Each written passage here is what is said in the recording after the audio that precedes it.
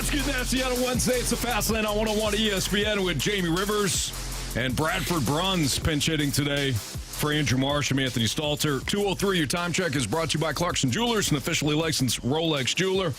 Jamie, anything new in the local sports scene? Well, I don't know about locally, but I'm hearing the Dodgers are in on Tyler Glass now. Really? That frustrates me a little bit. Yeah. I think, John Mozeliak should absolutely be involved. You should be hearing the Cardinals on Yamamoto. Lots of things. I hear Hader. The Dodgers are in on Hader. Like, what are we doing here? Yeah. What's Mo doing? Just sitting on his hands and he's like admiring his work with the rotation? Apparently. Yeah. Should we have the discussion today about how the Cardinals don't spend and how they're not aggressive enough and things like that? I think we can certainly get into that. All right, we'll open up the mic drops and things like that. Yeah. Air Comfort Service text line 314-399-9646. Yeah. I mean, look, if we're not going to dive into the Cardinals today, which, by the way, is an epic day in Cardinals history. This is the day you traded for Adam Wainwright. This is the day you signed Chris Carpenter. This is the day you traded Sandy Alcantara and Zach Gallen on this very day. Did I say Zach Gallen? You did. Zach Gallen, okay? Can't mess that up twice. That's all right. He did his homework. Yeah. Yeah, thank you. You're right. See, Bradford, I was ready for this. I appreciate that. There's no way to start this show except for talking about Cardinals and how they have made this day historic, and they should do it again. Go get Glass now today. Go get Yamamoto today so we keep this thing going. Absolutely. Yeah. You know who else needs to keep it going? What's that? Who? There's no easy transition here. Jamie. Yeah?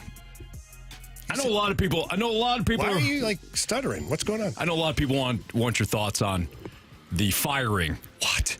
Of Craig Berube. He got fired? Our guy, Craig Berube. Yeah. I know people are waiting for it. Yeah. If I may. No. Okay. I'm gonna do it anyways.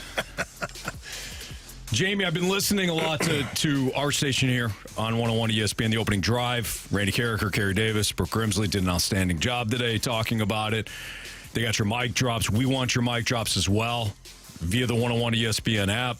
You can leave us a text, of course, Air Comfort Service text line 314-399-9646. Balloon Party, BK and Ferrario. You heard the Doug Armstrong press conference. We've got all the pertinent cuts and all that. We'll hear from Braden Shen, and we'll hear from Bannister, who also... wow. What? You can't say that already, can you? Oh, yeah. Yeah, we can. I can't wait to hear this reasoning. Go ahead. But one of the things, Jamie, that I hear a lot is, how basically, this doesn't make sense. I beg to differ. When you're talking about Craig Berube allowing Petro to walk, making moves after that, like signing Krug, trading for Letty, not bringing back David Perron. This is all on Berube. Didn't get the deal done for Matthew Tkachuk when that possibility came up. I really don't understand why everybody's frustrated with the fact that you let Craig Berube go when he was responsible for all this roster here. Anthony, if I may. Okay. What you're describing right there, none of those things fall under Craig Berube's job description. No, I took notes on this. He let Petro walk. See, that I thought was the start for Craig Berube. The downfall for Craig Berube was him allowing Petro to walk. No, that wasn't Chief's choice. I mean, ultimately, maybe he had a say in it, but the final decision, that was not. He put the roster together. No. The roster that everybody thought was kind of a fringe playoff team. And right now, they're kind of a fringe playoff team. Yeah. He put that roster together. And he's got to pay for it. Craig Berube had a say in certain transactions, but ultimately the decision came down to upper management. Oh, that's right. Yeah. Okay. So you put together, let's just be honest here, we're all adults. You put together a roster in which even you admitted was, third place. Not challenging for a cup, not challenging for a conference title. Third place. Let's get into the playoffs. Rough year last year. Made some moves. We're retooling, not a rebuild. And then you're shocked that the team is inconsistent? You're shocked that the roster you put together does not play to the style that your head coach wants? You're shocked by that? And then you let the only guy that won a Stanley Cup go? Why? Why now? Why in December? Yeah, This makes no sense to me, Jamie. Yeah, it's a tough one to wrap your brain around for sure. And look, I think that I won't speak for, but I think I might think the same way as a lot of Blues fans. You have to be careful around here. You can't say I speak for represent. People get angry. They get angry. So I'll assume that a lot of Blues fans feel the same way as I do, is that Craig Berube he's got legendary status in St. Louis for multiple reasons. One, some of his pregame speeches and postgame speeches they'll go down in Blues folklore forever. Mm-hmm. Also, he's the first head coach to bring a team to the championship and raise the cup and drink champagne out of it, and gave us a hell of a parade downtown too. So when you look at those things, you think to yourself, why is this happening? And I thought to myself the same thing last night. I was kind of shocked. I got the call and I was like, what? So much so that I had to go get on my phone and double check that what I was being told wasn't a lie. Because I thought, who better than Craig Berube to refocus, retool, whatever your word is that you want to use, based on the fact that he has developed a lot of these guys already. Like Jake Neighbors, Jordan Kyrou, Robert Thomas. These guys are all developed under Craig Berube. Ivan Barbashev was developed under Craig Berube. Mm-hmm. He's good with young players. So it was shocking to me, but the flip side of it is that Army went away for 2 or 3 weeks over to Europe. So he was away from the product for an extended period of time. And when he left the product, he viewed it a certain way. And when he came back, he said today that he observed it being different, and that the compete and the passion and that was not consistent enough. From his players. From his players, yes. And so he felt like there was a move that needed to be made, and when these things happen, it's the head coach that goes. Here's Doug Armstrong. Army didn't say that. That was my breakdown. Sure. Here's Doug Armstrong on... Well, we played the audio earlier today, so we played Army's presser, but this was him talking about eliminating a variable. I personally didn't feel well about our performance, and you try and extend someone you have as much respect for, and Craig, as much latitude and rope as possible, but last night's game against a depleted Detroit team that was tired looked a lot like a depleted Columbus team that was tired and a depleted Chicago team, and there just wasn't a feeling that there was something that was going to change today if we just came in and went back to work that would make tomorrow different. Now, I don't know if tomorrow is going to be different. I just know one of the things that has been removed from the equation that we can focus on, it was the head coach, and now everything, when you make that change, everything gets, we're getting now to the center of the hourglass, and that's myself, that's the players. In other words, I made a change for sake of change. That's what he's saying. Yeah, he is, because he made a change just to make a change. Accountable while watching a team that has not played consistent. Right, because Jamie, as we've talked about, this is a team that heading in, you and I thought playoff team, and we were adamant about it. We did not say it. Even when we got pushback from our great listeners, and I'm not placating here, I'm not pacifying them. Oh, you can. It's fine. No, you guys are smart. You listen. You have fun with us. But we got pushback on whether or not this team was a playoff team. But you and I kept saying, not a cup team, not a team that was going to make a deep run, a fringe playoff team. Yeah. We got them in the playoffs, right? This is how a team constructed this way, performs midway through a season. Nothing is out of the norm here.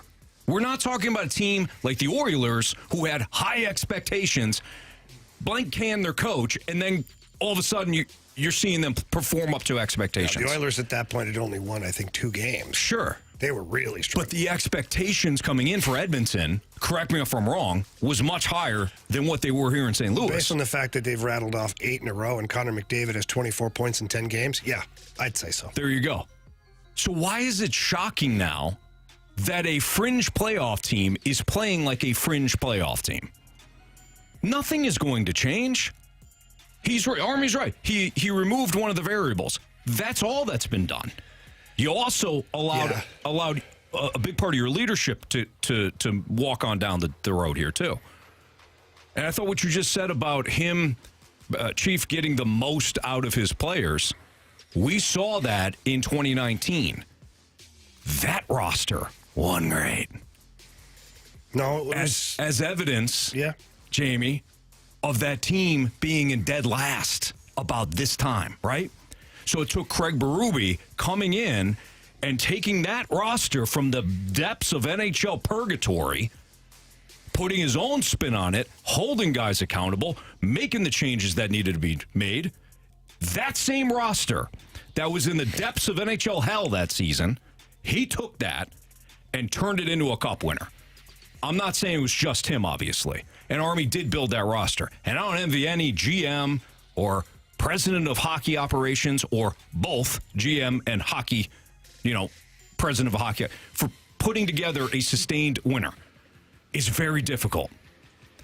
But I don't see how this makes a lot of sense here, given the overall big picture of what we're working with, including the roster. I think it's changed to change. Correct. I think it is. I really do. And maybe I'm silly. Maybe Army thinks history might repeat itself.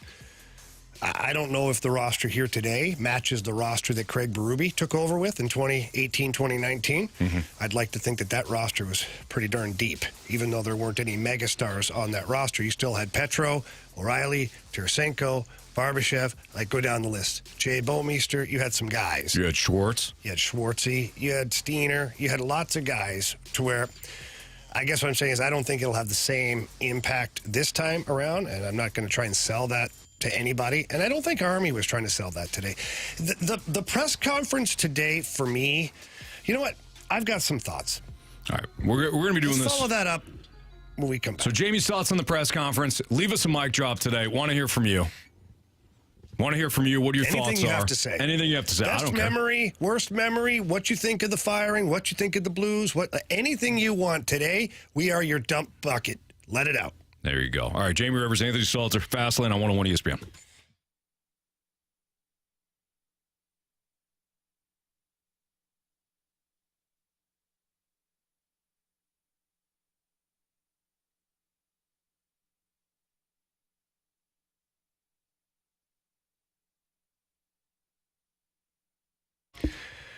Oh, baby, it is that time of year. It is the holiday season. What better gift to give that loved one?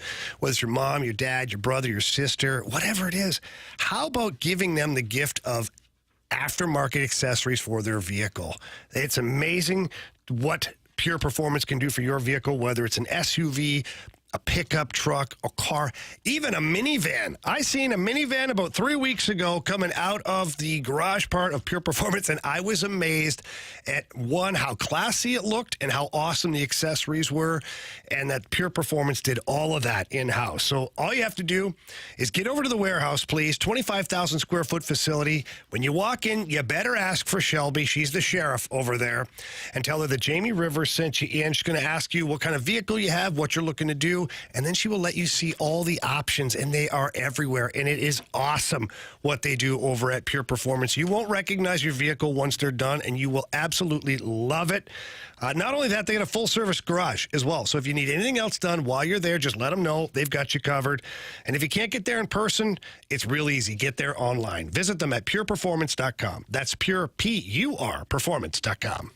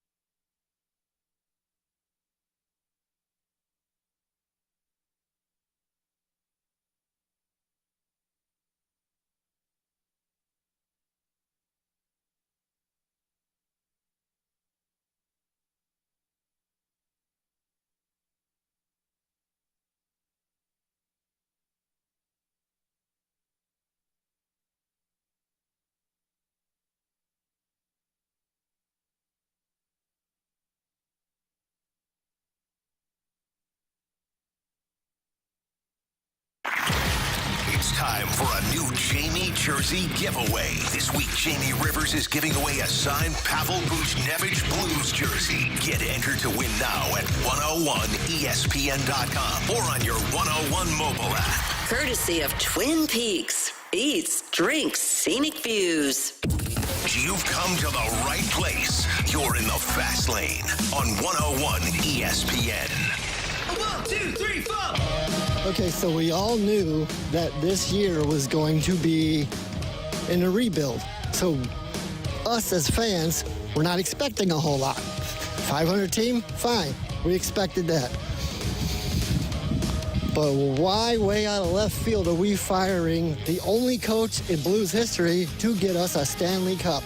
I don't get it, and I don't think I ever will. I think this is the biggest blunder besides not signing Petro.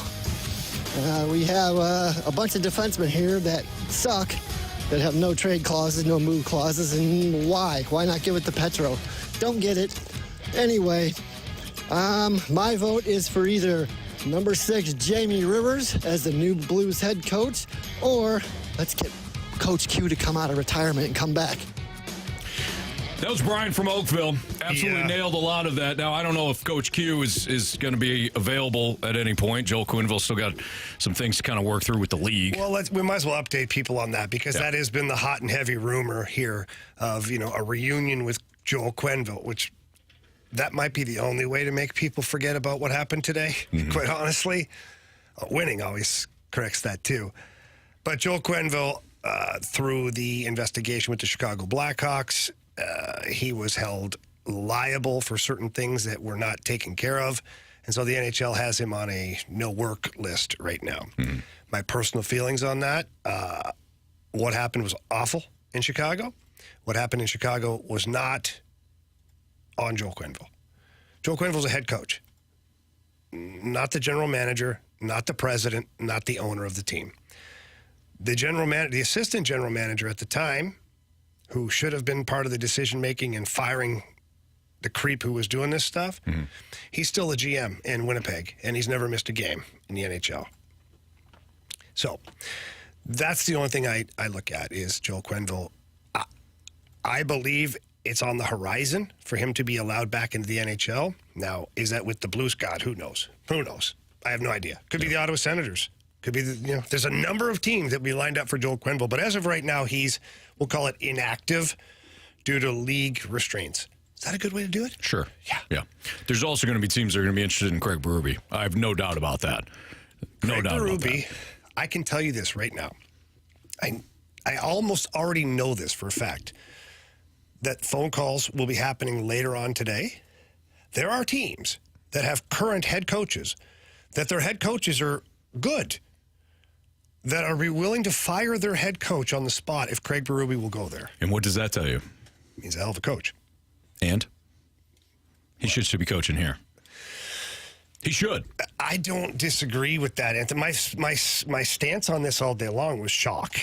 And I'm a huge Chief fan for so many reasons. I was on the opening drive today with Randy, Carey, and Brooke, and Matt Rocchio. And I'm a fan of Craig Berube for so many reasons that aren't just his coaching.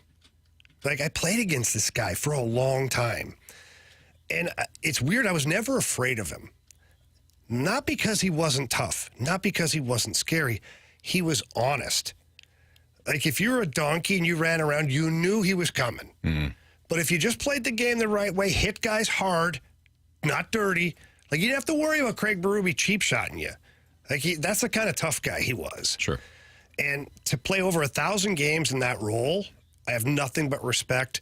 To be an NHL coach, then go down to the American League, kind of refine your craft a little bit, back up to the NHL, win a Stanley Cup. What is there not to like and respect about this guy? So I have a tremendous amount of personal respect and personal admiration for the guy, for what he was as a player, to what it's translated to for him in a career. And what he's done is phenomenal. So, Jamie, you had said that you had some thoughts on the Army press conference. Yeah. What's one of them? Well, there's a lot. I'll try to unpack this as I remember because, I don't write things down, Anthony, because by the time I write them down, it's too long, and then the guy's moved on to something else. So I store it in the database. Yeah, you do. It gets locked up there. And then certain things just come flying out at times. Yeah. But the one thing that I got out of the press conference was just that Army wasn't happy with the overall competitiveness of the team and, felt like a change was necessary in order to try and recoup the season. Now, the one, you talked about it earlier, and nobody really asked this today in the press conference, and maybe I should have. I don't know. But those are weird situations sometimes. You want to ask a question, but you don't want to be totally confrontational, even though your intentions are not to be confrontational. But I will ask Doug Armstrong at some point, what were his expectations? Truly. What were your expectations? Because when you talk to the media, about a month ago, maybe a month and a half ago, maybe it's 2 months, before the season, you talked about being a third-place team, the Central Division, maybe a wild card team, being in the middle third of the NHL. You're literally right there. Let's see, I think you're 3 points out of a playoff spot right now. Mm-hmm. And I know you just lost 4 games in a row. Totally understand that. But let's see here. Pause, 2, 3. Yeah, in fact, you're 1 point out of a playoff spot right now. You're 1 point out of a playoff spot. So his expectations were higher than what he said. But that's my question. What were your expectations? They had to be higher than what he said. But he said today he says his expectations weren't to be a Stanley Cup contender. No. Because those teams all at the top of the NHL, you can clearly see who those teams are. Okay, so then again, go back to my original. What were the expectations? So let's unravel this a little bit, okay? So what we know is that he had mentioned it's not the roster and the team likely not to win a Stanley Cup, okay? Not in cup contention. He said third place in the Western Conference, right? Third place? He said third place in the division. In the division. Third place in the division. He thought it was more likely than a wild card, and that's because the Pacific Division had teams like Edmonton and Calgary was supposed to be, the Pacific Division may have had 2 wild card teams. Okay. So they're at least, so the team right now, despite the losing streak, is still kind of in that range of his goal, not ours, his goal. And yet he fired Berube, which tells us that he thought the team is not heading in the right direction based on his expectations. Well, you can't have that third place in the division as an expectation. It's somewhere between Stanley Cup and third place. They're higher. Or else why fire Berube? Unless the man walked into one of the offices, front office, somewhere in the front office, and just decided to take a dump on one of the rugs or something like that. Wow, there's no reason to fire the man. Can you confirm that Chief walked into somebody's office and took a dump on the rug? I can confirm that he did not. Okay, so there's no going way. Back to it. Just to be honest. Going back to it then, Army had higher expectations for his roster and his players than what Berube was delivering. I think you're right. Let's be real about this. I think you're right. And Army did say today that, he expected more. He said that the record itself doesn't bother him. And I'm paraphrasing some of this because you can listen to it all back again on 101ESPN.com. You can go back and check it out. But basically saying that the standings and the points and all that stuff don't necessarily describe how he feels about the team, because he feels like the team can be competitive in each game and still lose. Mm-hmm. But they have that fight. They have that consistent pushback in their game, and that he just felt like there hasn't been there. All right, well, let's talk about that next then, because I got a question for you based on what you just said. All right. That's next on 101 ESPN.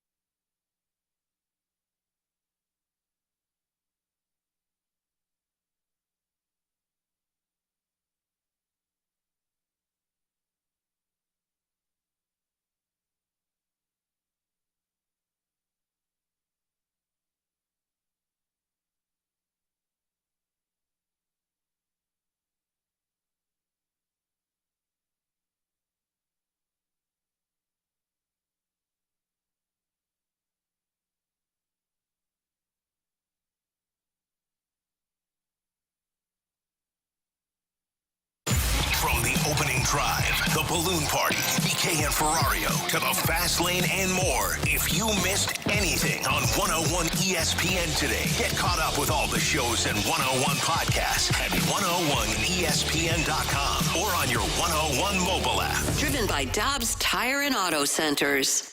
101 ESPN Sports Center.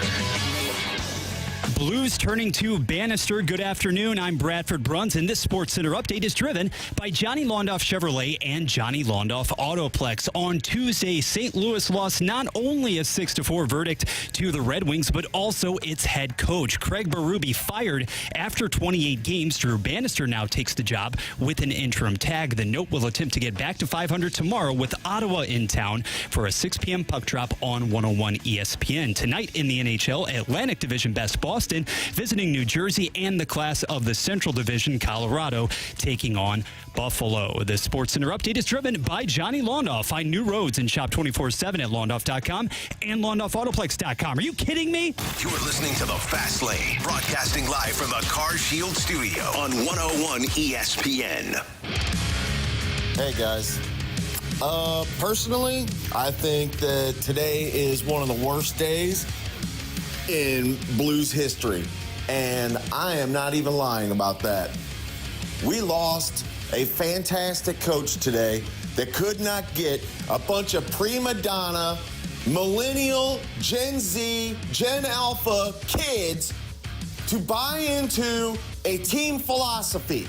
It is me, me, me, me, me. I have to do the points. I have to get the assists. I have to get the goals. I have to do this. I have to do that. And when I don't, I'm going to just rebel, and I'm not going to play, and I'm going to climb back into my little solitude of nothingness, because that's the way society is now. To the players that are still on the Blues team, you guys should all be ashamed. Every single one of you. All right, that was Brian. Leave us in a mic drop. A lot of fire there. Love it. Absolutely love it. Kind of plays into Jamie, what I was going to ask you. You know hockey? I don't. You do. Stop it. You know the style? I don't. You know the roster? I don't. But from what I can gather here, is that Army is building the roster in a specific way. He started a while ago. Craig Berube is not a fit for that style. Or else you would have got players that actually fit Craig Berube's style. So I'm going to push back. Please. I'm going to push back. Before I push back, describe to me what you think is Craig Berube's style of player. Matthew Tkachuk. Well, he's anybody's style of player. So that's not really fair. Alex Pietrangelo. Again, anybody's style of player. Okay. Like you're picking superstars Sure. right now. Give me 5 guys that will gladly go to the front of the net. Okay. I agree. But again, what's Craig Berube's style of player? Somebody. I have a very specific reason for asking this. Somebody that is going to be strong on the forecheck. He's going to play both sides, not just look to score. Somebody that has that mentality that I'm going to win every puck battle or I'm going to die trying. Yep. And I'm going to get into the front of the net. Okay. I think there are about 3 guys on this roster that are willing to do that. Before you go there, so let's go back to the player you just described. Yes. Okay? Because I think there's a big misconception about Craig Berube. Okay. Player that you just described, does that guy have to be a big, tough bruiser? No. Okay, because this is what the popular opinion is, that Craig Berube only wants guys who are big, physical, tough guys and grind it out. May I present to you one of the best Blues we've had in a long time? Ryan O'Reilly. His name's Ryan O'Reilly. Mm-hmm. How many fights did O'Reilly get in his career here in St. Louis? 0.0. 0. In fact, 2 of the years he was here, I believe he was nominated for the Lady Byng Award, which means the least penalized player in the league. However, he was one of the most tenacious forecheckers, back checkers, defensive players that you had on your team. Mm-hmm. So Craig Berube's not, or wasn't, all about the big physical guys. Because people have this thing that he can't coach Thomas, he can't coach Kyrou. Can't coach guys like that. It's completely false. It's completely false. All he demanded from his dynamic players is the same effort that he demanded from his identity players. That's it. Work hard, compete, get in on the forecheck, play a 200-foot game. Right. You have to fight anybody. Craig Berube never tapped anybody on the shoulder during his entire tenure here and say, hey, go take care of that. Never. So the misconception over his tenure here was that he needed big bruisers. Right. Wrong. He didn't. And as far as the roster being built for Craig Berube's style, it has nothing to do with style. The roster contains players, right now at least, that had not been willing to sacrifice everything to win. Absolutely. And sometimes you don't know that till you know. So that's also being fair to Doug Armstrong. It's being fair to Craig Berube. It's being fair to all parties here. Okay, but what happens when you do figure that out? Well, you have to try and make a change at some point. Right. Unless this player has such upside in one direction that you're like, I need to evolve this player. And the reason you do that is because it is a cap world. So you don't have the luxury anymore of just going and grabbing another player and we'll figure it out later. No, you have to figure it out now. Can you go get another player to replace this one that's further along in their development, further along as an all-around player? It is tricky. So I will allow some latitude with the types of players they have right now on the roster because sometimes, again, you don't know till you know. Jamie. Yeah. The fact that Jakub Vrana was placed on waivers within 48 to 72 hours before Craig Berube got fired is asinine. You don't know until you know. They knew on Vrana. On Vrana, yeah. But he was still on the roster. But I'm talking about other players, too. Okay, but that's even worse then. Because but what are you gonna do? you knew what you didn't have in Vrana. And he was still on the roster 48 hours ago. And you fired Berube last night. So this goes to my bigger point. Maybe style isn't the right way to phrase it. Maybe system isn't the right. Maybe we're just talking about the type of player that Craig Berube is looking for. I'm not saying the entire roster is filled with guys that couldn't play with him. That would be insulting to guys like Braden Shen and Parayko and Pavel Buchnevich. Okay? I'm sure there's others. But there weren't enough of those guys. Here's my prediction, Jamie. Based on the roster that has been completed here, you're going to see a ton of 6-4 games. Sometimes you're going to get the 6. Most times you're going to get the 4. This team is going to score more and give up a ton. Yeah, I don't know. I don't know. I'd be willing to put whatever you want on it. Yeah. I don't know how we monetize that or I understand. They're not going to play defense. Here's the problem I have with what you're saying is, I guess my problem is not really with what you're saying. My problem is with the team itself. Same. Because I do believe you to be right when you say it's a 5-3, 6-4 game. I don't know which side yet. We'll see at the end of the game. One of these teams is going to score a lot, and the other one's going to give up a lot. Just don't know what side of the ball we're going to be on, or what side of the puck. We'll keep it in hockey terms. But that's one of the focuses right now for Drew Bannister when he comes on board as the interim head coach is tightening up defensively. Army brought it up again today, tightening up defensively. You have to. With all due respect to Bannister, if Craig Berube couldn't do it, how is Bannister going to do it? He's been coaching in the AHL. You might as well, with all due respect to Bannister, you might as well put me behind there and just let me yell clear it for 3 hours a night. Although your idea doesn't make a lot of sense, I will give you credit for volunteering. Thank you. But let's also give a little credit to Drew Bannister here. A couple things. Let's really unpack this in a very truthful way. This is a lot to come into. Craig Berube came into a similar situation, but he was an experienced coach who had coached in the NHL before and had played over 1,000 games as a player. So he had the resume to waltz into that room, which he was already a part of. So he already had some, what do you call that, inside information, and he took over. This is not the same for Drew Bannister. Drew Bannister does know a lot of the players, and he's worked alongside most of the young guys, probably all the young guys, and some of the older guys through training camp and things like that. This is going to be tough for Drew. I think he knows that. Couple things are going to be tough. One, the team is a team that is very erratic in performance. So that's difficult because one day he'll look like a great new head coach, and other days it's going to feel like he's overwhelmed and can't coach in this league. That's just the way it is.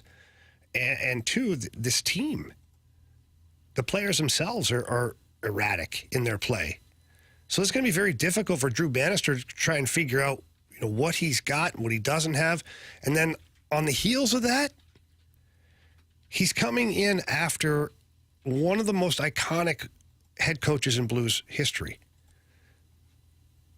There's a lot that it's going to be that's going to be a lot of pressure on this guy. And it's not that he's not equipped to do it. People should know this about Drew Bannister. I played against him, I think at 15 years old, played 4 years of junior hockey against him. He did play in the NHL with the Tampa Bay Lightning, I believe, and maybe the Oilers as well, maybe the Ducks. He had a nice little NHL career. Then he started coaching in the OHL, moved up to the American Hockey League, and he's been there ever since. He has not coached in the NHL, but this is not some guy you just plucked out of a cubicle somewhere. He does have a clue about how the game works. He has been a part of it for a long time. Is he Craig Berube?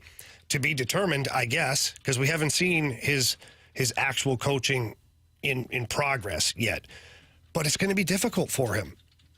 This is not an easy task that Army's giving to him right now. You have a team that your general manager and president of hockey operations deems to be underperforming. He deems it to be inconsistent, porous defensively, and your power play is atrocious, and your penalty kill at home is terrible. Good luck. Mm-hmm. That's a lot for any coach to walk into. More your mic drops on the Craig Berube firing, plus more from Army from today's presser. Maybe we'll get into some of the players as well next on 101 ESPN.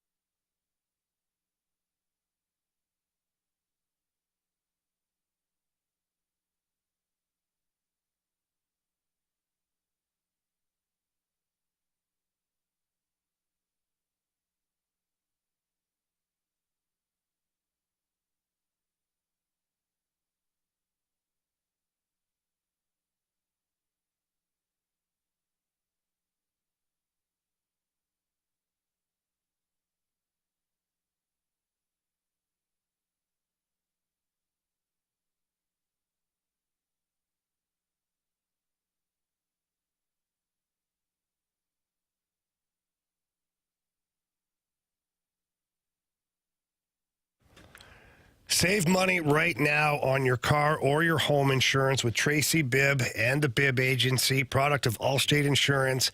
With Allstate and the Bibb Agency, you're going to receive that personal attention that you just don't get from any other agent.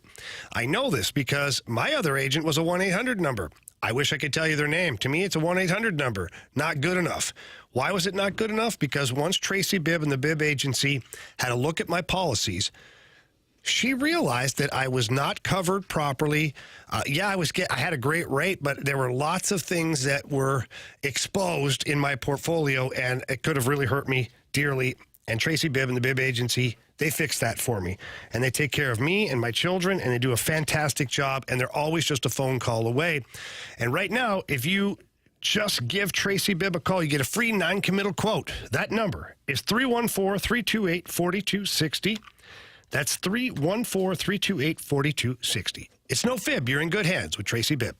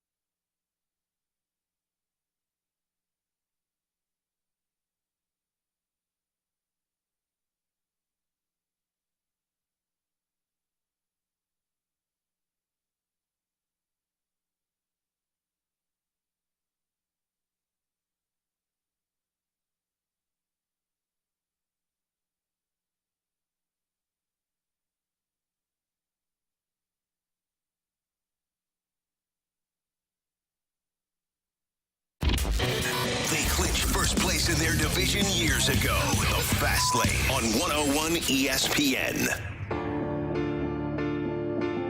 This is just so frustrating because I remember going to Enterprise and watching the Blues play late fall of 2018.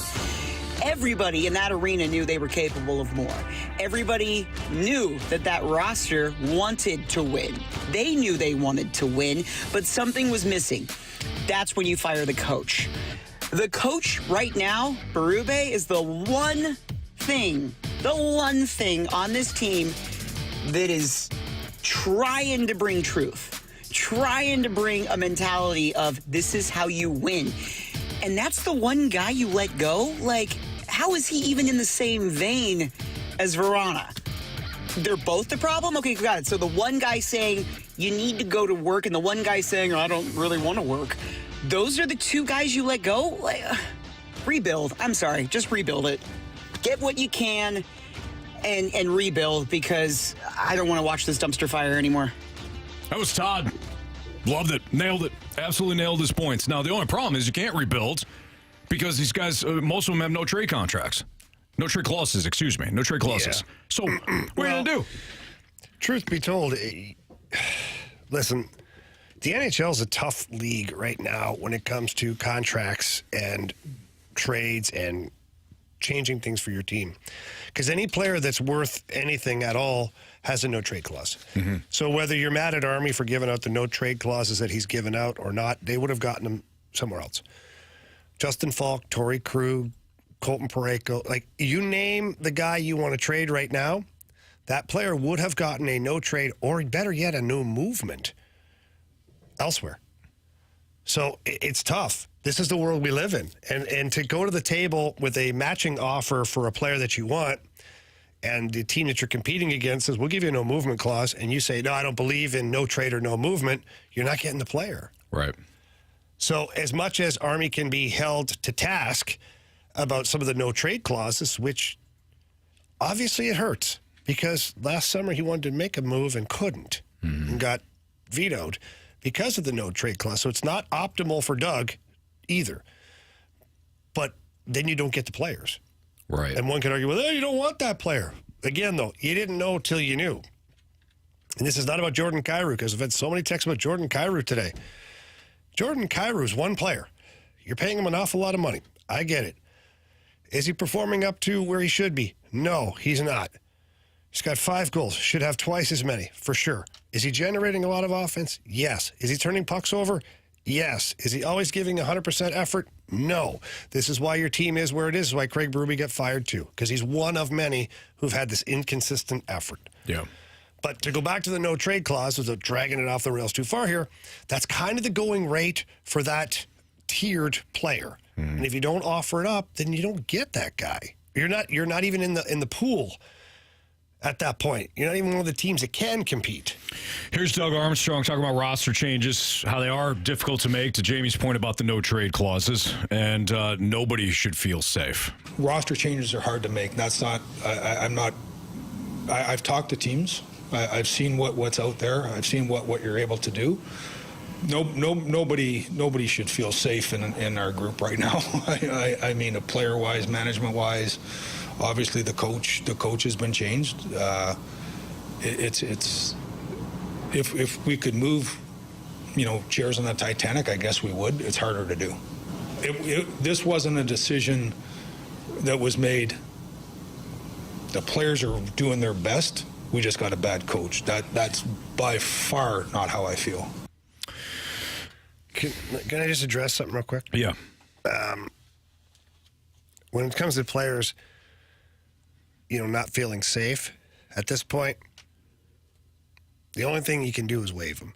And Army did bring that up in the press conference today. You can waive players and send them to the minors. Has he been willing to do that in the past with high-profile players? No. Most teams aren't willing to do that, so it's not an Army thing. It's just a league-wide thing. Right.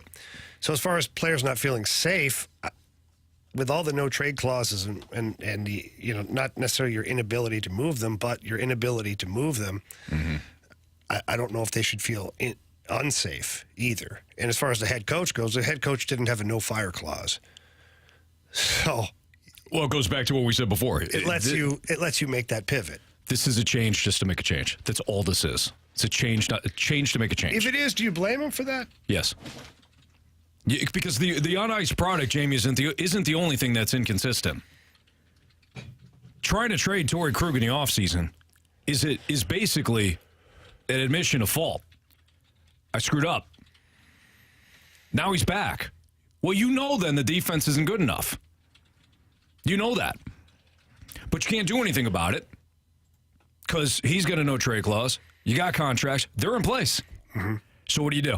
The only thing you can do, fire the head coach. It's a change for a change. And it's a wrong move. But I understand, and I agree. But at some point, like, Army's not really denying it, though. If you read in between the lines, things he said today, he basically says, this is a change to make a change because it's the only one I could make right now. Boy, that's scary. That level of decision really making. Simplifying what he said. Sure. I don't want to misquote. I'm not misquoting because I'm paraphrasing. You're paraphrasing. You can go back and listen. But he basically, if you listen to the press conference, says that he needed to change something, and the head coach was the one thing that he could change. That level of decision making is not great. Well, what's your option then? So let's play this game. Sure, I'll tell you what. Now that you don't know what I'm going to ask. Sorry, go ahead. You don't know what I'm going to ask. I'm fired up today, Jamie. I know, but you don't know what I'm going to ask. I'm fired up. Well, let me ask a question. You can be fired up with the answer. Okay? It's not Jeopardy where you give me the answer before I ask the question. What is your question? I don't remember. No, I'm just kidding. So, let's say you're the president of hockey operations and the GM and the GM, both titles. I want both titles. Yeah, it's a lot of power. Anyways, what would you have done in this situation right now? The team has lost 4 in a row, and in your opinion, as the president of hockey operations / GM, they're underperforming. And you don't like the consistency of their effort. And you know the no trade clauses and the lack of, like, the limited no trade. You have it all in front of you. What would you have done? I would have brought Craig Berube in, who I believe in, and have him sit down and say, hey, what's the biggest impediment right now? Who is the biggest impediment? And give me a list. I can't trade everybody, but give me a list. What's impeding you? If it's Kyrou or Thomas or whoever, and I'll throw in, like, I know Schen's not the problem, but to be fair, I'll just throw in Schen's name. Like, what is impeding you? And then I'd make a trade. And I might have to take a little less. You can make a trade. I'm assuming if the reports that the Panthers or not the Panthers, excuse me, the Flames wanted either Kyrou or Thomas, somebody wants one of those guys. If they're an issue. If they're an issue, I'm looking for a trade. I would make a trade to make a change if I could, as opposed to letting the only guy that won a cup and the only guy to squeeze every single thing out of that roster that he had in 2019. Yeah. The only other hockey coach I've ever seen do that same thing, one other one outside of Craig Berube, is the Minnesota Magic Man himself, Gordon Bombay. That's it. Those two. If Bombay is available, great, bring him in. Yeah. The only other guy was Berube. You let him go. So what would I do? I'd make a trade because I know my roster doesn't fit. I don't know. I know, but I'm being honest. Don't know. Like, if you don't think Doug Armstrong did sit down, maybe not with Craig Berube. Now they talk every day. They did talk every day. Daily basis, have a daily phone conversation about the team, where they're going, the plans, this, that, the other. So they talked on a daily basis. But who's to say Army didn't sit down with the roster and look at it and think about, like, who can I trade? Like, who could you trade for what? Like, if you're gonna take Jordan Kyrou, like, that's it. I've had enough. I don't like his point of game. I don't like it. The last 2 years point of game, not here for it. Is he a winning player? Okay, I'm being facetious a little bit, right? Mm-hmm. I don't know if he's a winning player, but I'm just saying, if that's your guy, if that's your pony, where you decide this is the guy, where are you trading him that's going to pay the full boat, and what are you getting in return? I know that's like on the spot, and you haven't had a chance to research, but Calgary 3 years ago. Okay, for Chuck. but that's 2 years ago. I'm talking right now. Instead of firing Craig Berube right now, because he didn't have any intention on firing Chief when that option of maybe, kind of, sort of, Matthew Tkachuk was available. Yeah. I'm talking right now, in the moment. I don't know. I don't either. You got me. No, I'm not trying to get you. But I'm just trying to I'm sure somebody, everybody understand that this was a decision that wasn't easy. I don't like the decision. I don't like Craig Berube not being the head coach of the St. Louis Blues. I don't. There was no decision to be made. He made one. That is my overall point. He just made one. He just made one to make a change. Not great. So you know what I do now? I'd find somebody that's all about offense and bring him in. Go for it, because that's all this team wants to do. That's counterproductive to what you're trying to do. Army wants to have a way more tight defensive mind. Doesn't though. He doesn't. Based on the roster, he doesn't. So why don't you just go ahead and do a speed skill thing then? Go for it. We don't have enough of the horses to do that, Anthony. Well, then keep going. But your roster's closer to that than guys that are going to give effort 200 foot. No, I think the problem right now is the roster's in between. And I think Army knows it. The roster's in between because you have some high-end guys and then you have some low-end guys. And the biggest problem that the Blues are having overall is the pace of play. Now, it's not Kyrou and Thomas. Those guys can flat out fly. Kapanen can fly. Saad can skate. But then after that, it starts to dip. So then the rest of your forward group is operating at a little slower pace. So you have this, like, gap between some of your high-flying guys and your slower pace guys. And your defensemen? They big? No, they're not. They oak trees? No, they're not. Or they're smaller? They're smaller. Skill set wise. Totally understand, Anthony, Okay. but what's your pivot right now? Don't bring up last year and the year before. What's your pivot right now in the moment? My pivot is these guys, all they want to do, most of them, is skate and try to score. Yeah, you'll never win lose. that way. I know. That's my point. But that's what's frustrating me about your opinion right now is that you're like, just go offense. Okay. Jamie. Just go. Hey, guys, by the way, all that structure we talked about, ignore it. Just go. 5 guys up the ice. We got Benner. We know he can make a couple of big saves. We'll be fine. We'll win one out of every 6 games. What do you think that he said to his team last night by firing Berube? He said the same thing. Don't worry about this defensive structure you've been trying to play. Don't worry about it. No, he didn't. I'm letting him go. That's a reach. It's not. It's not. He didn't say that. And you know today that. The message was backed up by playing tighter defensively. You could say all you want. I'm not saying anything. It's not my team. Jamie, you know in your heart and your huevos rancheros that I'm right. Why are you looking down there? That's not. That's weird. More your mic drops. Burning a hole. On this atrocious decision next on 101 ESPN.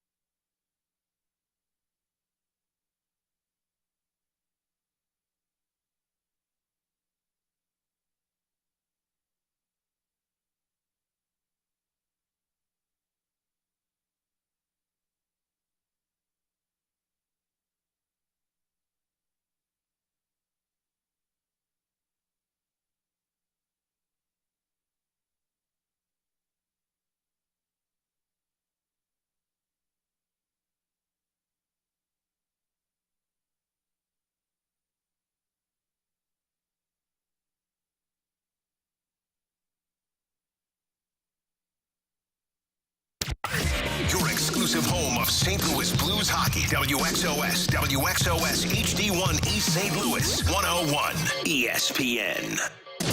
You're in the fast lane, coming to you live from the Car Shield studio on 101 ESPN. I'm just curious.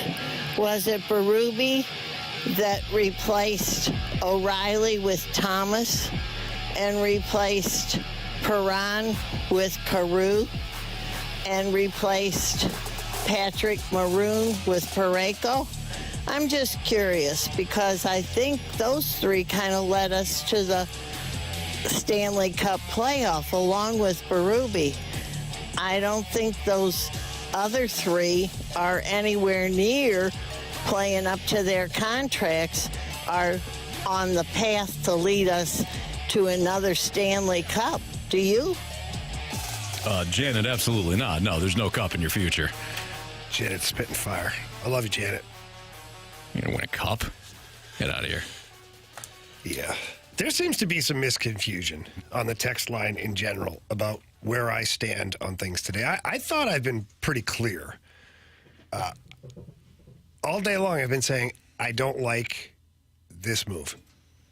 I don't think Craig Berube should have been fired. Pause. Full stop. Mm-hmm. As we advance the conversation, you find out why it happened. And the reason why is because Army had to make a change. And the only change he could make in the now was the head coach. So that's where we're at. There's no defending saying that Army made the right choice. I'm not saying that. Time will tell whether the right choice was made. 3 months from now, 4 months from now, we'll know if the right choice was made. What, Anthony? I just want to clarify something. You better clarify it, though. Don't you bring this don't you muddy this up. I want to ask you something because you used a word there. The word was had. When? He had to make a move. Yeah. Do you mean that? No, Army said that. I didn't say. I said Army said he had to. I didn't say this was the problem. That's what I want to clarify. This is the crap you do. No, and then the I damn don't do text that. line. Hang You on. said it. Then the damn text line thinks that I said that. No, I said Army said he had to make a move. You're like, you said he had. No, I didn't. I was asking. That's why I didn't just attack you. No, you kind of did. Okay. Stop. Where I take issue with that statement is had. No, you didn't. You didn't have to make a move. It's issues with Army, not with me. You had to bring back Petro. That's what you had to do. Well, And the Venn diagram on all this stuff, if you just did the old Venn diagram, it all goes right back to Petro. That's where the crap started to slide right downhill. You didn't bring back Petro, and then every move, like to try to erase that move, has backfired. I think in hindsight, if there were some truth serum involved, you might get that out of the Blues front office. But in the moment, I think that there were some things that were going on that I think at some point it got a little bit personal for the Petro camp and Army in that whole thing. I don't know this. I wasn't in the room. Never have claimed to even know the inner workings of it. This is just my outsider's opinion. And again, it's in hindsight because you don't have Petro now. So whatever. 2 years ago, you ended up with 110 points without Petro. Just saying. Who led that team? Well, Craig Berube did. Okay. I forget sometimes. You seem to be fighting with me on something that I'm agreeing with you on, by the way. Well, because every Jamie, time I bring up anything, you're me. fighting with me, and I'm like saying the same crap you are. First of all, it's not crap, it's gold. Second of all, I'm saying the you're same in front crap of me. you are. You're in front of me right now, and I'm angry about this. It doesn't make any sense. That's how you operate? Right I feel now? sorry for your children. I do too. I feel sorry for your children. I do too. You go home, somebody cuts you off on the way home, and then you're like, you know what, kids? I don't care. You're the ones who are in front of me right now. Well, I can't drag him out of his car. Somebody's got to feel it, you know? Huh? I'm angry. Chief was my guy. He was our guy. He was our guy. He was chatting with the chief. I'm going to miss him, man. I'm going to miss his little crap sandwiches that he fed me once a week or something, you know. Is this why you got rid of him? Because he gave you the... I didn't get rid of him. I didn't. I love Chief. I don't like that he won't be our head coach. To Todd's I didn't point, make the decision. To Todd, who left us a mic drop earlier, he's talking about when it feels right to fire a head coach.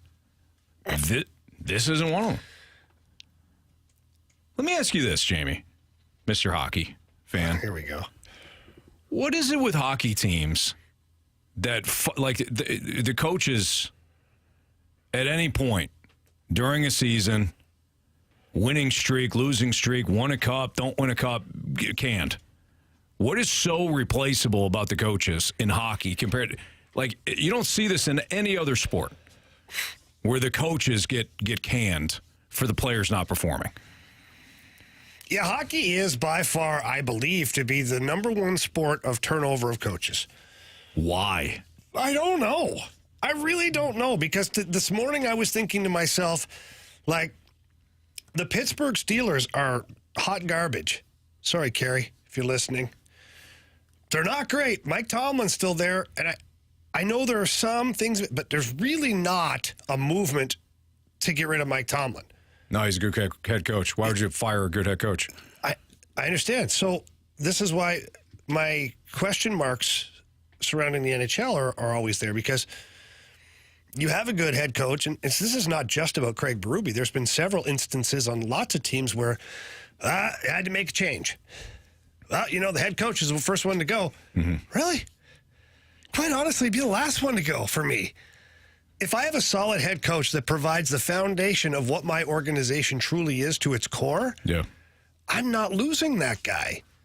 Mike Tomlin, Bill Belichick, Craig Berube before yesterday, guys that are just pillars, right? You build your franchise around your coach and their identity. Mm-hmm. You're telling me the Steelers didn't embrace the Mike Tomlin approach? Mike Tomlin was the guy. Bill Belichick's bravado, all that, the team became that. So I don't know why the NHL has such turnover. Yeah. I really don't. I guess people feel like it's that instrumental, but I don't know. Mm-hmm. It is different, and it's I don't know. All something. Right, you'll hear from Shen next. So what does the captain have to think? What did the captain have to say earlier today about Craig Berube being like, oh, you'll hear from him next on 101 ESPN?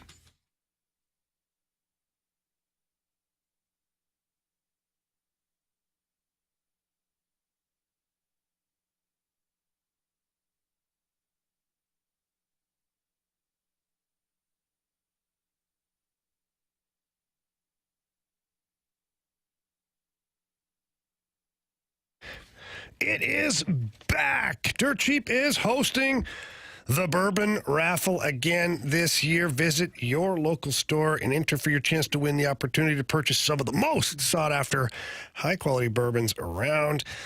Enter to win now through tomorrow, December 14th. Get there today and sign up. You're allowed one entry per day per customer. You got to see the store for details, but man, Dirt Cheap offers a full selection of great bourbons, I can tell you that much. From single barrel to high rye to small batch, all at those amazing Dirt Cheap prices. And don't forget about the selection of beer and wine that are available. It's fantastic. Don't forget about the app. The Dirt Cheap app offers you more savings, specials. There's special clubs that you can be a part of.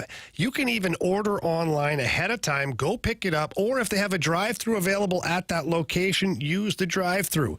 Either way, when you get to Dirt Cheap, please tell them that Jamie Rivers sent you in. They love hearing that, and I can tell you won't be disappointed in the prices, and you'll be thrilled with the inventory over there at Dirt Cheap.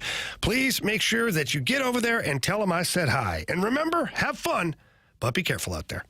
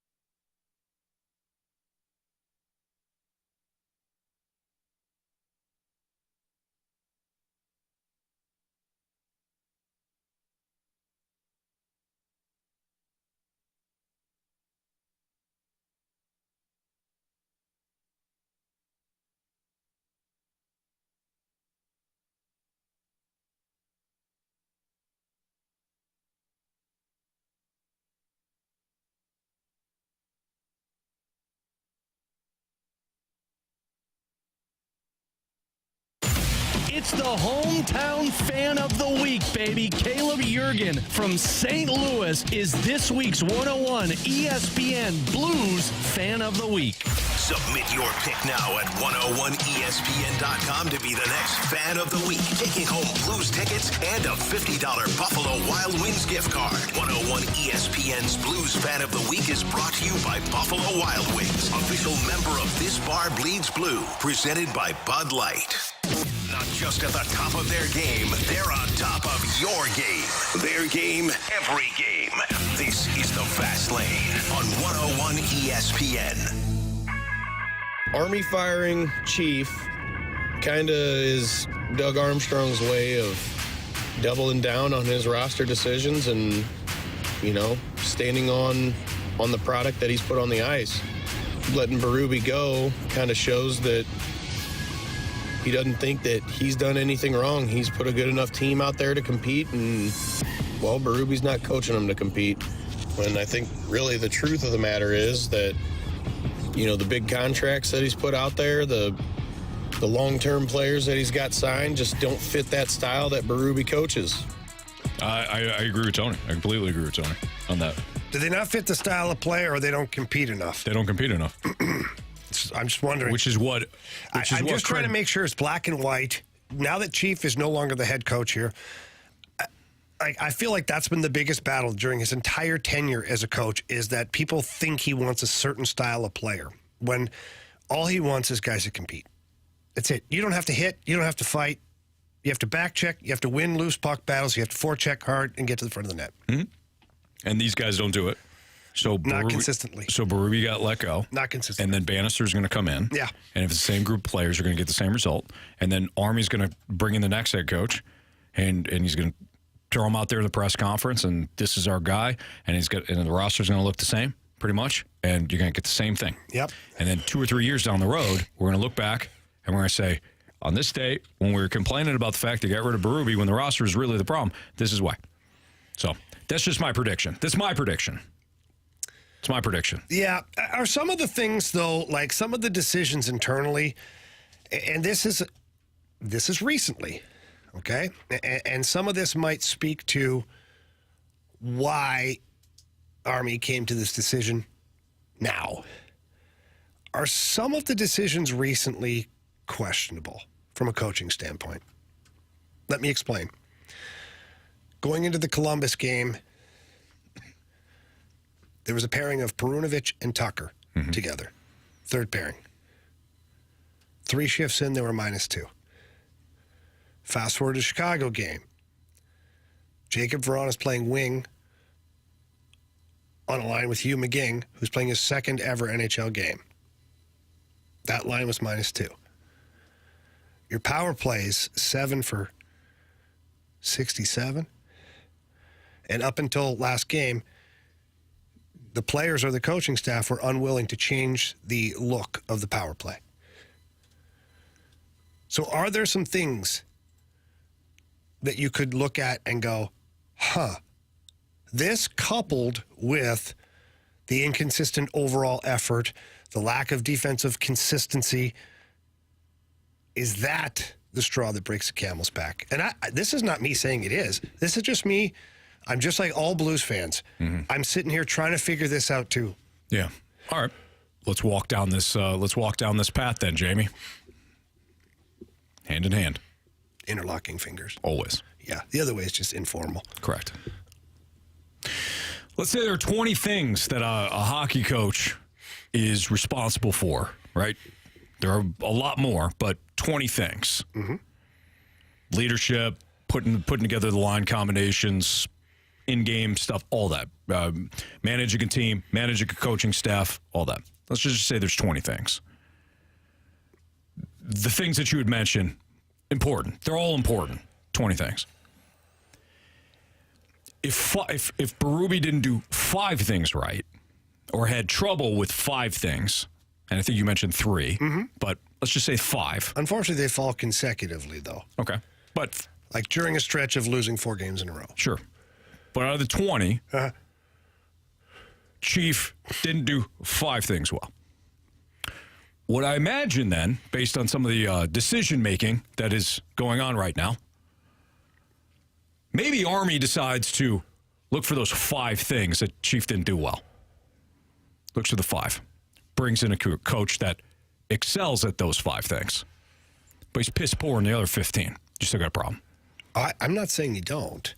So I agree. Anthony, I'm trying to understand. The whole day I've been trying to understand, like, the why now. And when I go back, and you know me, I'm a psychopath. I go back, I watch game film, I look at rosters, I look at the matchups, I look at who they're playing against, I look at last change, all these things, and try to figure out, where did it go wrong? Mm-hmm. And these are the things I've isolated as apart from the every day, every game inconsistencies of this roster right now. What are some of the things that stood out to me on paper? A couple things stood out was playing 2 rookie defensemen together. Even though it was against a lower team in Columbus, that's a lot. That's a tall order. I spent 2 years playing with Al McInnes as a partner before I was let to play rogue, be on my own, like play with other guys. And so... Which you loved? Playing with Al? Playing with other guys? Very much so, Anthony. Several. And but when I look at this roster... At the same time? Oh, sometimes all throughout the game, too. Yeah. Mm-hmm. Both sides, too. Left and right. No doubt. But these young guys playing together, that's a tall order sometimes in today's NHL. And then you put, a guy that's struggling on a line with a player who's played 1 game in the NHL, and you got him playing center ice on the third line, and then they get scored on twice. It's questionable. It's questionable. Mm-hmm. And then not really willing to be changing your power play structure for the season when you're just not good. Like, I just wonder, is that the players saying, no, this is the way we want it? Or is it the coaches saying, oh, it's fine, we're due at some point? Mm-hmm. So me, all I'm doing is I'm investigating it, I'm looking at that, and you couple those 3 decisions that fell into a 4-game losing streak that Army wasn't pleased with the overall effort, and you wonder, was that the tipping point? Maybe. I don't know. Maybe. I don't know. It's fair to bring that up, Jamie. Thank you. I'm glad you're allowing me to say something. It's fair. It's your show. That minute stuff that you just brought up doesn't erase the bigger issue. But no, I'm glad you brought it up. Why am I, Jamie, why are you defending Army so adamantly? Am I? Truthfully, Anthony. No, stop. Truthfully. No, you're doing typically what I always do, to be honest. I analyze the situation, and I give you both sides of the equation. I don't think that's your style. I do feel like your style has changed a little bit today. Why?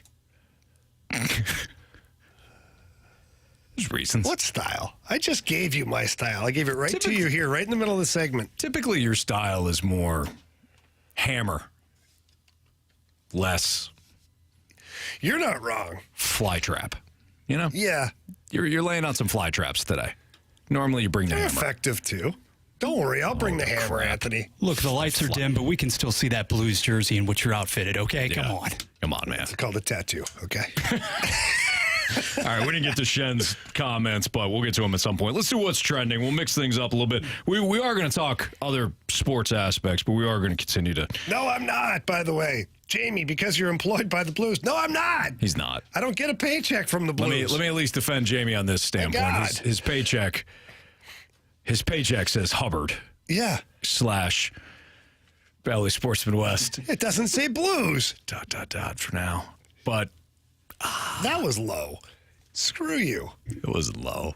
It was really low. Did you laugh a little bit inside? No, I'm actually kind of crying inside thinking about it. The bottom line is that there's no Blues logo on Jamie's paychecks. Okay? No, there is. I wish there was. Yeah. All right. What's trending is next on 101 ESPN.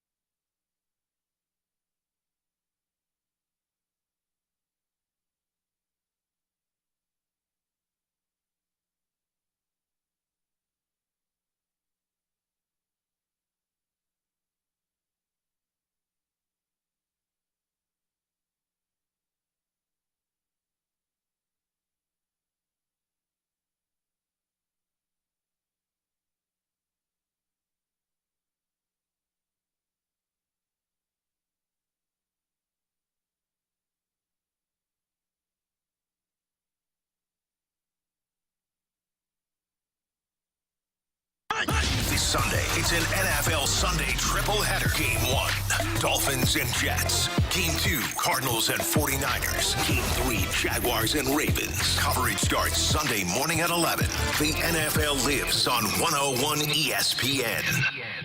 101 ESPN Sports Center. St. Louis switches it up behind the bench. I'm Bradford Brunson. The Sports Center update is brought to you by Saliga Heating and Cooling. As confirmed this morning by Doug Armstrong, Craig Berube has been dismissed as head coach of the Blues. Instead, Drew Bannister will take over for tomorrow's contest against the Sens. Pregame begins at 6 p.m. right here on 101 ESPN, followed by the opening faceoff at 7. Elsewhere around the league, Colorado hosting Buffalo this evening at 9. Winnipeg, meanwhile, hitting the West Coast for a bout with the Kings. The Sports Center update is brought to you by Saliga Heating and Cooling, an independent American Standard heating and air conditioning dealer.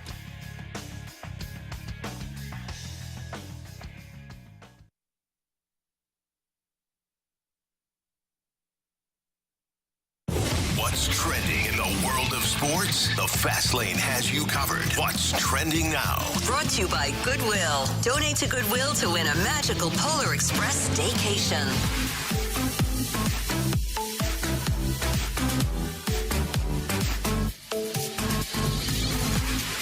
Welcome back into the Fast Lane on 101 ESPN. Bradford Bruns, Anthony Stalter, and Jamie Rivers cackling abounding in the studio right now. We'll get to that here in a second. As there you guys, there we go. There we go. For the entirety of the show, all 90-plus minutes so far, guys, we have been digging into all of the nuances behind Craig Berube being replaced as the head coach of the Blues. Drew Bannister will be at the helm for tomorrow night's game versus the Senators. As a matter of fact, earlier today, Doug Armstrong, the general manager, was asked what he's necessarily looking for in terms of the direction of the next head coach for the franchise. At the moment, Bannister has that interim tag. What we want to stress as we're going through whatever we're going through now is a level of compete and a level of accountability.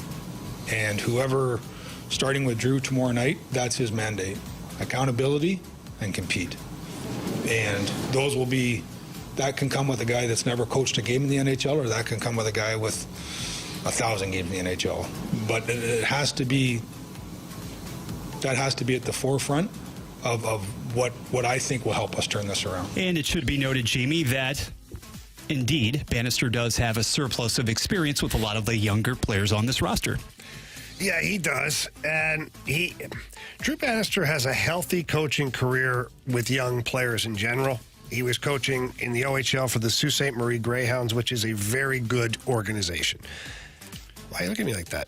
How's he going to hold anybody accountable? You give him a gun? Oh, hang on. I'll get there. And he may carry. So he started with the Sioux Greyhounds and then moved up to the American Hockey League and has been with the Blues for a number of years now. Was in San Antonio, that franchise, or the Blues left San Antonio. He went and helped in Utica, I believe, during like the pandemic year. And now the Blues being in Springfield, he's been there developing players, and he brought a team to the American Hockey League Championship. Let me tell you something. It's hard to do that. The reason it's hard to do that is because if you have any players that are good, they're usually called up to the NHL for the playoffs as backup plans. And so you're left with a mishmash of players to try and win a championship. And he got close. So, I think Drew Bannister deserves some praise. Like the fact we can't, in my opinion, you can't take Drew Bannister, put him on one side of the scale, and take Craig Berube and say, okay, which one's better? The scale's tipped, man. Craig Berube's won a Stanley Cup. He's got 1,000 NHL games under his belt. He's been a head coach for a long time. Like, there's no comparing the two. But in being fair to Drew Bannister, it's not like he just got plucked out of a cubicle, like I said earlier, where he was selling insurance and now you put him in the NHL as a head coach. That's not the case. He's a very knowledgeable hockey guy. He's been around the game his entire life, and he's going to come in here with a passion. He's going to come in here with a fire. Will it make a difference? I don't know. That's on the players at this point. The players have said all the right things today regarding the firing of Craig Berube. They're all talking about, getting back to it, and this is, it's on us. We've got to change. And Jordan Binnington saying the right things, that there's got to be a certain level of pride to wear the jersey, and all these things. So we'll see if the combination of a new, passionate, different-minded head coach coupled with a team that knows now that you got your coach fired because you guys are inconsistent. We'll see if that helps. To be determined, though. Go ahead. What the hell's your problem? I'm just saying, like, Army's sitting there talking about, the expectation is for Drew Bannister to hold him accountable. Okay, so let's talk about that for a second. How? You got guys that are making... Hang on. Let's talk about that, because I actually agree with you on this one. And I said it this morning after the press conference. Took you long enough. Don't press your luck. I actually said it this morning after the press conference was, if Craig Berube can't hold these guys accountable and hold their hand to the fire, like, how is somebody else going to do it? And I literally just said, this is not going to be easy for Drew Bannister. It's not, because he is a new blood coach. And there are guys making a lot of money, but this is where you hope your leadership group, including Doug Armstrong, has had the meaningful conversations of, like, this is the change we've made. The next changes are not, people will not be favorable to these changes. Like, if I have to send guys to the minors and waive them, because you know yourself, there's certain guys on this roster that are making so much money that maybe aren't playing to the value of their contract, that if you put them on waivers, nobody's taking them. They don't have the cap space, and they don't have the certainty that the player's going to play well. So he's going to end up in Springfield. You want that as a player? I don't. So why not just do the easy thing and compete? So we'll see overall how it works, but I was right at lockstep with you that if a guy like Craig Berube has so much respect from his players, couldn't get these elements from the players, how is somebody else going to do it? But maybe it's easier just because of the firing now. I don't know. Jamie, when a team jettisons its coach early in the season, mid-season, what have you, we've even seen a bit of a sample size this year in Minnesota in particular. Oh, yeah. You seem to get that immediate bump in the subsequent weeks thereafter. But isn't it almost tempting to look forward to, rather than obviously you have the remainder of the 2023 calendar year, when you get to, say, midway through January, early February, that gauge as far as whether the intensity, whether the message is truly taking hold at that point, it's tempting to think about already, right? Yeah, it is. And look, you find out a lot about your team, whether there's been a coaching change or not, in the dog days of January. You just do. Because the season at that point is far enough along to where you look in the rearview mirror and there's a number of games that are gone by, but not enough. And then you're looking forward and it's not the end of the season yet. Mm-hmm. So you can't see the finish line. And yet you're grinding it out 3-4 games a week at a time, back-to-backs. That's when you find out what your team is made of. And that's when you find out ultimately what kind of an impact a new head coach has on his team. If you go back to 2018, 2019, January was the month where the Blues caught fire under Craig Berube. Right. Because it didn't happen right away. Like, people have this, it's amazing, like the Braveheart thing, Craig Berube took over and that's it. It changed. No, it didn't. Go look at the first month that he coached this team. The results were kind of the same. They were up and down and all around. And then all of a sudden it started to click. And in January, in the dog days, when you can win or lose the season, is when it clicked for the Blues, and they went on quite a run at that point. So we'll see.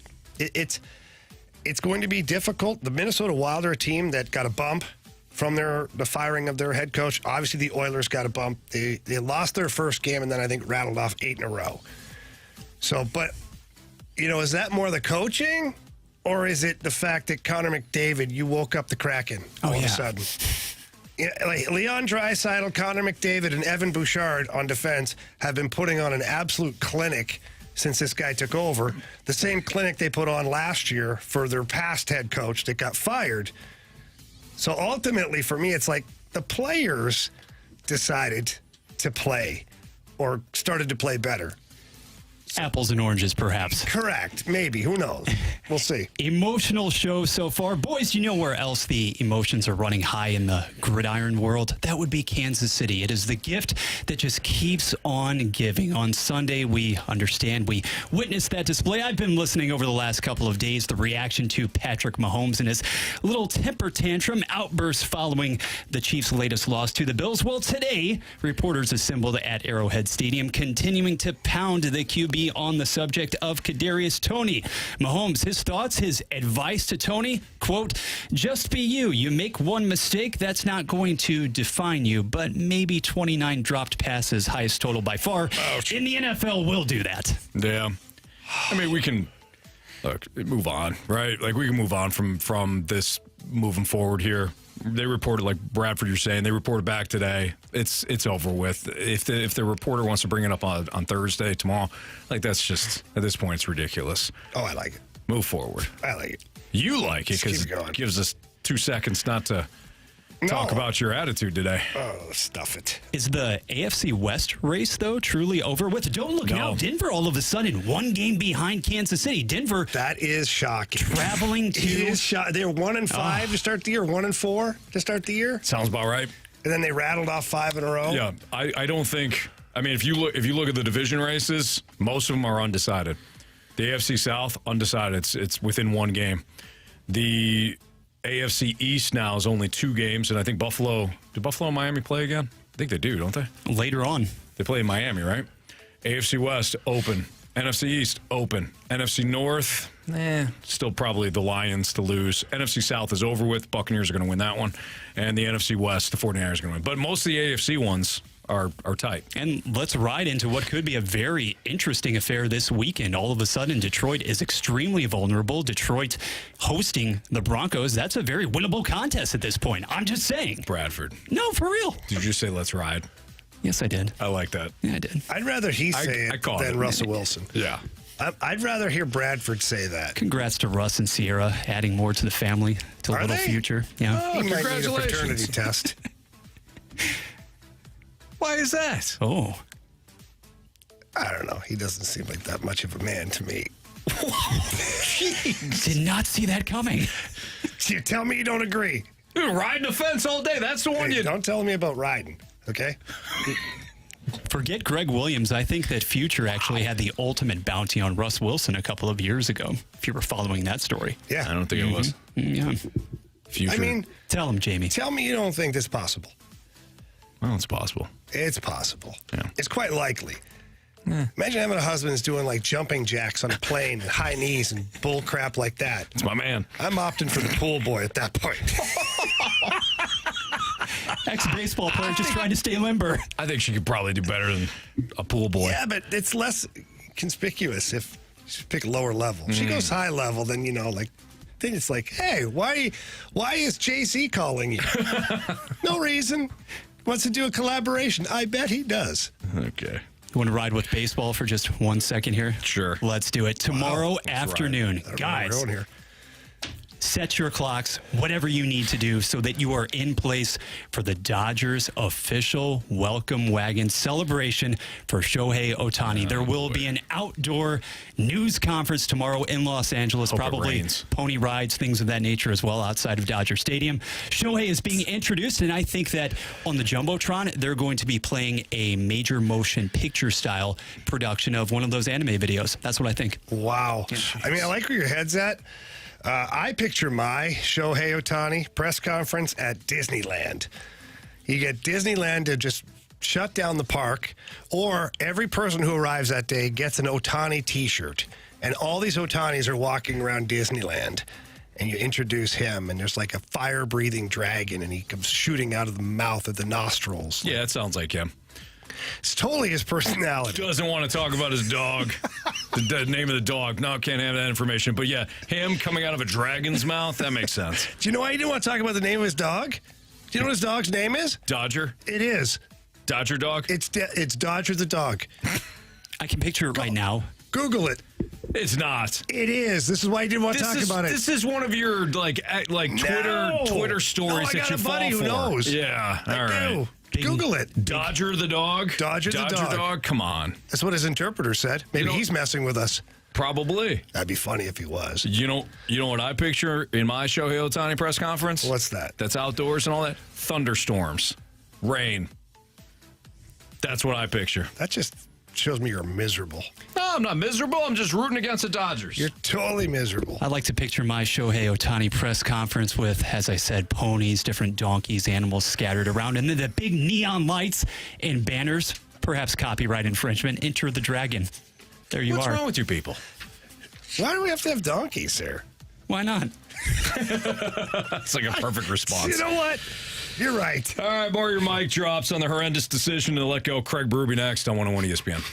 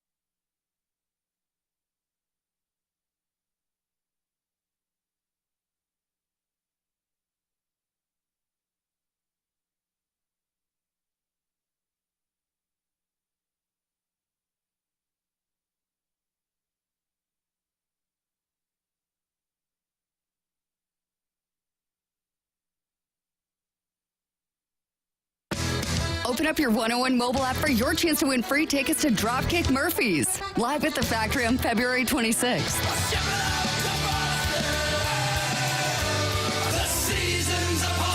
Tickets for Dropkick Murphys are on sale now, but we've got your chance at winning free tickets to the show.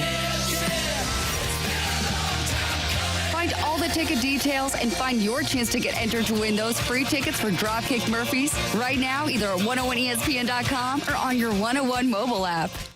We're right back to it. The Fast Lane on 101 ESPN. I was listening to their press conference today on 101 ESPN. Army said something about he could send people down to AHL. And I don't know how that all works because I'm not as smart as Anthony. He's a hockey guy. I'm not. If you could send, let's just say Krug. I don't know if he's a problem or not, but send him down.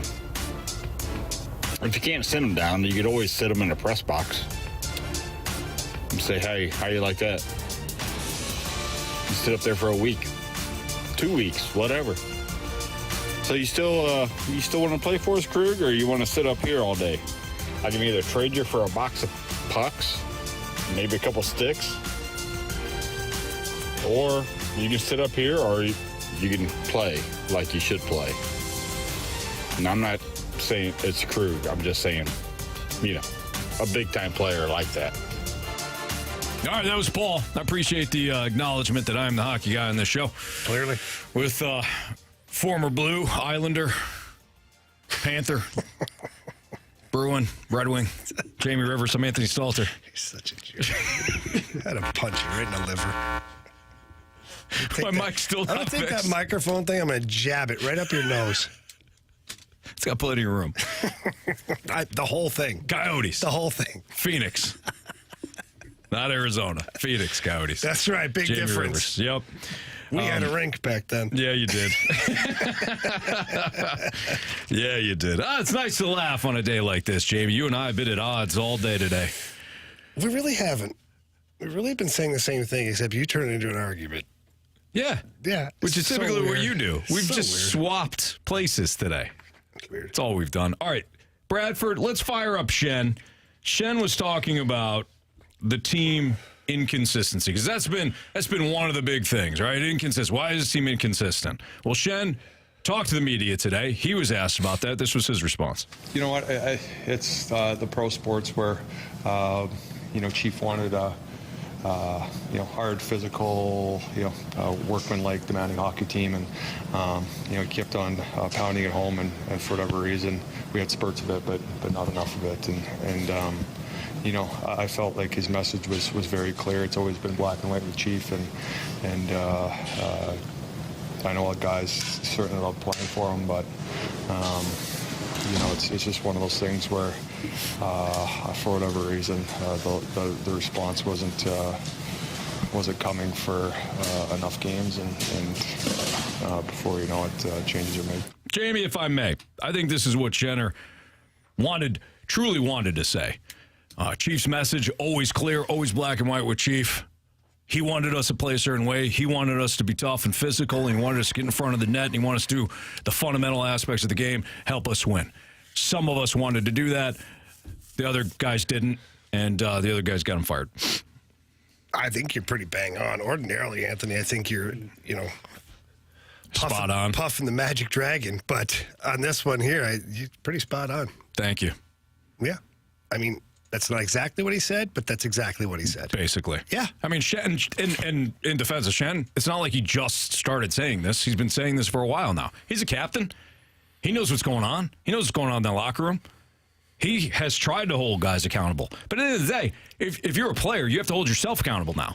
You were talking about Bannister going in there. Yeah. Or we were talking about Army saying, yeah, one of the expectations, the players got to be held accountable. Hold yourself accountable. Hold yourself accountable. Yeah.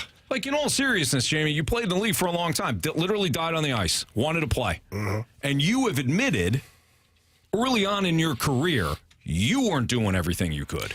You weren't doing the things that, from a playing standpoint, practicing hard and all that, you were. Yeah. But there are certain other aspects that you would change.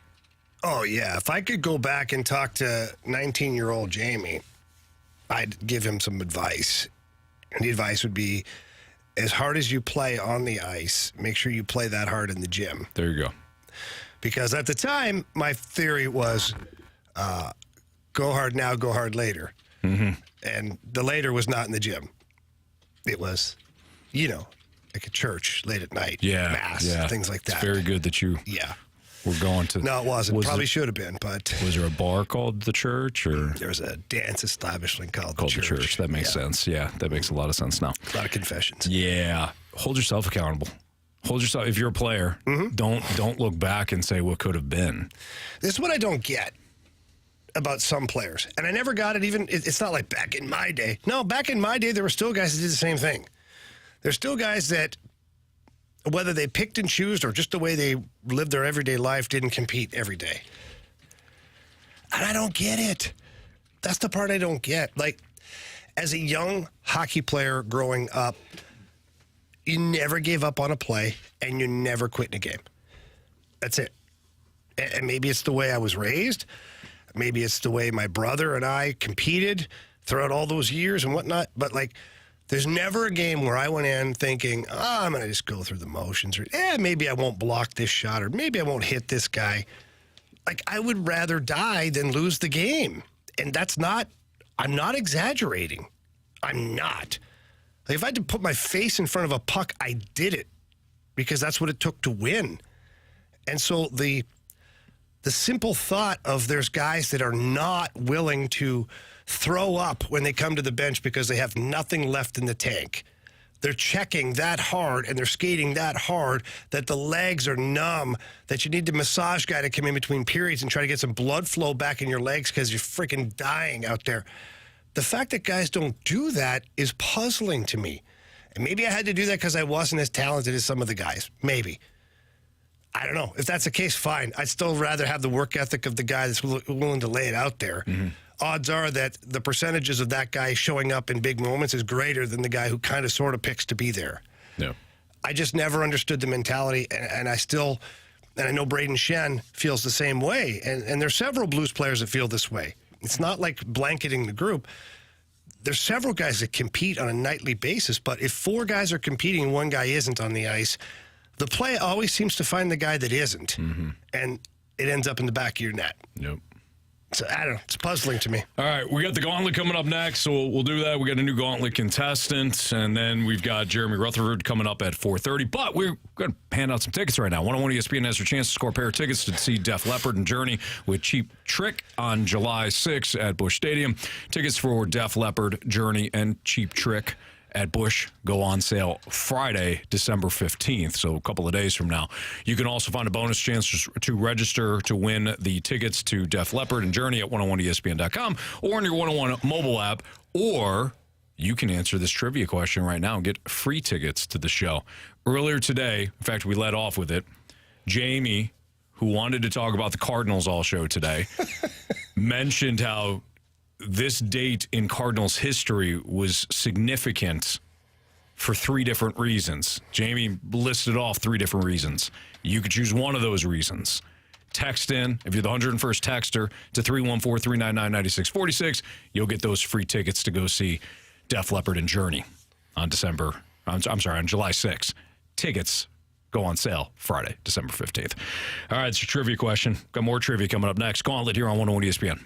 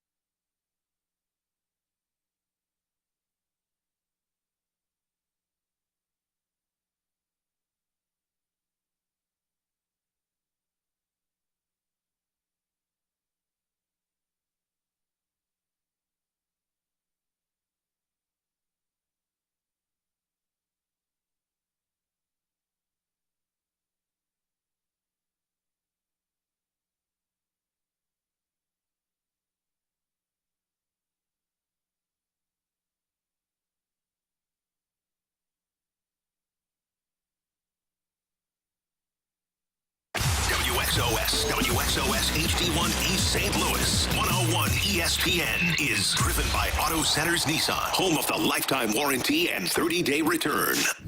Don't pull over. You're in the fast lane. Broadcasting live from the Car Shield studio on 101 ESPN. 3 warriors, 4 categories, 1 challenger. Can you master the gauntlet? Brought to you by Master, your hometown source for business communications for more than 30 years. Visit masstour.com.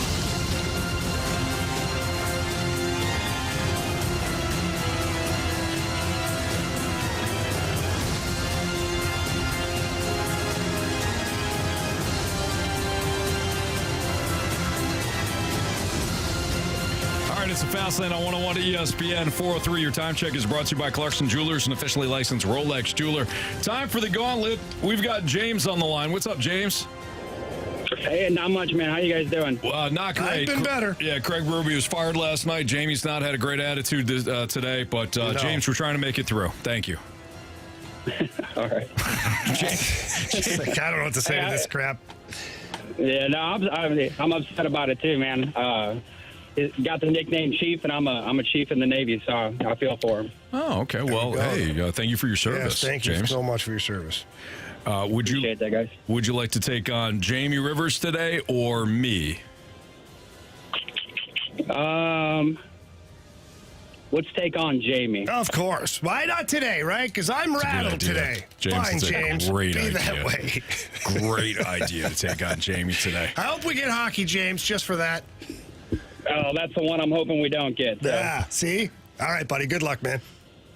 All right, thanks, guys. All right, there you go. So Jamie's going to make his way into the cone of silence. We got our guy Bradford Bruns pinch hitting today for Andrew Marr. So James, tell Bradford to spin that wheel.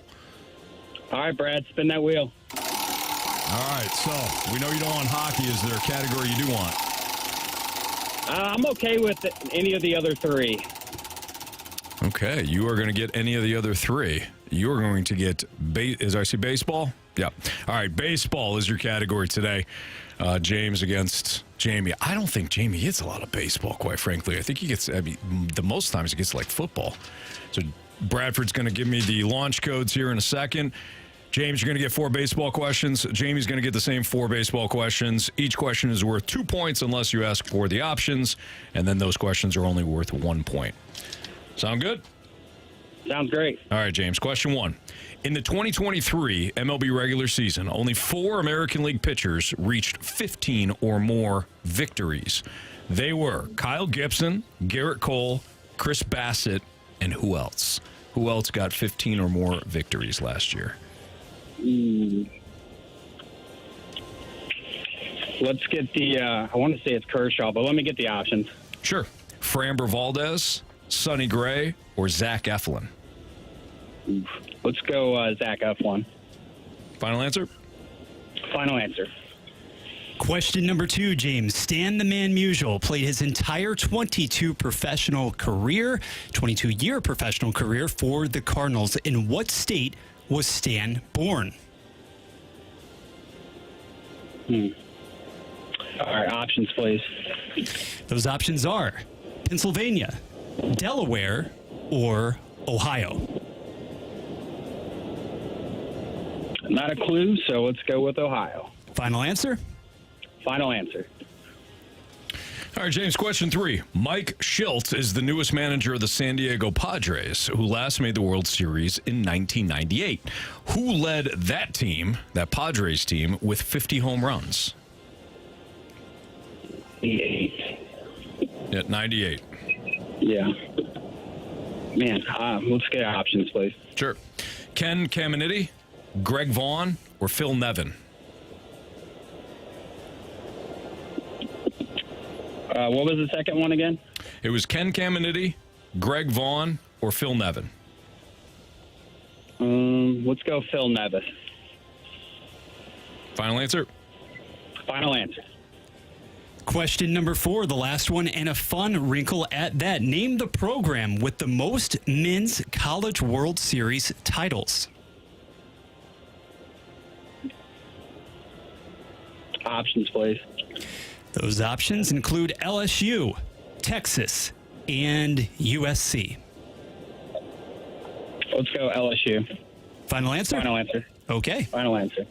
All right, we'll bring back Jamie now from the Cone of Silence. James, that was a tough one today. How are you feeling? I feel pretty rough. Okay, all right. Let's see here. When was the last time we had baseball? It's been a while. It's been a hot minute. It's been a minute. Yep. So Jamie walking back from the Cone of Silence, not looking too happy. I'm fine. How was the Cone of Silence? Quiet. I didn't like it today. Mike let me down. He's involved and so he's doing something. I don't know, he's pretending he's working or whatever. Did no music, no fun, no conversation. It's nothing but seriousness. Whatever, Mike. Well, today's a serious day. All right. How'd my guy James do? Well, you better pack a lunch. Of course. Jamie, your category today is baseball. Love baseball. Let's go, baby. Are you ready? Baseball's been very good to me. Question number 1, Sammy. In the 2023 MLB regular season, only 4 American League pitchers reached 15 or more victories. Kyle Gibson, Garrett Cole, Chris Bassett, and who else?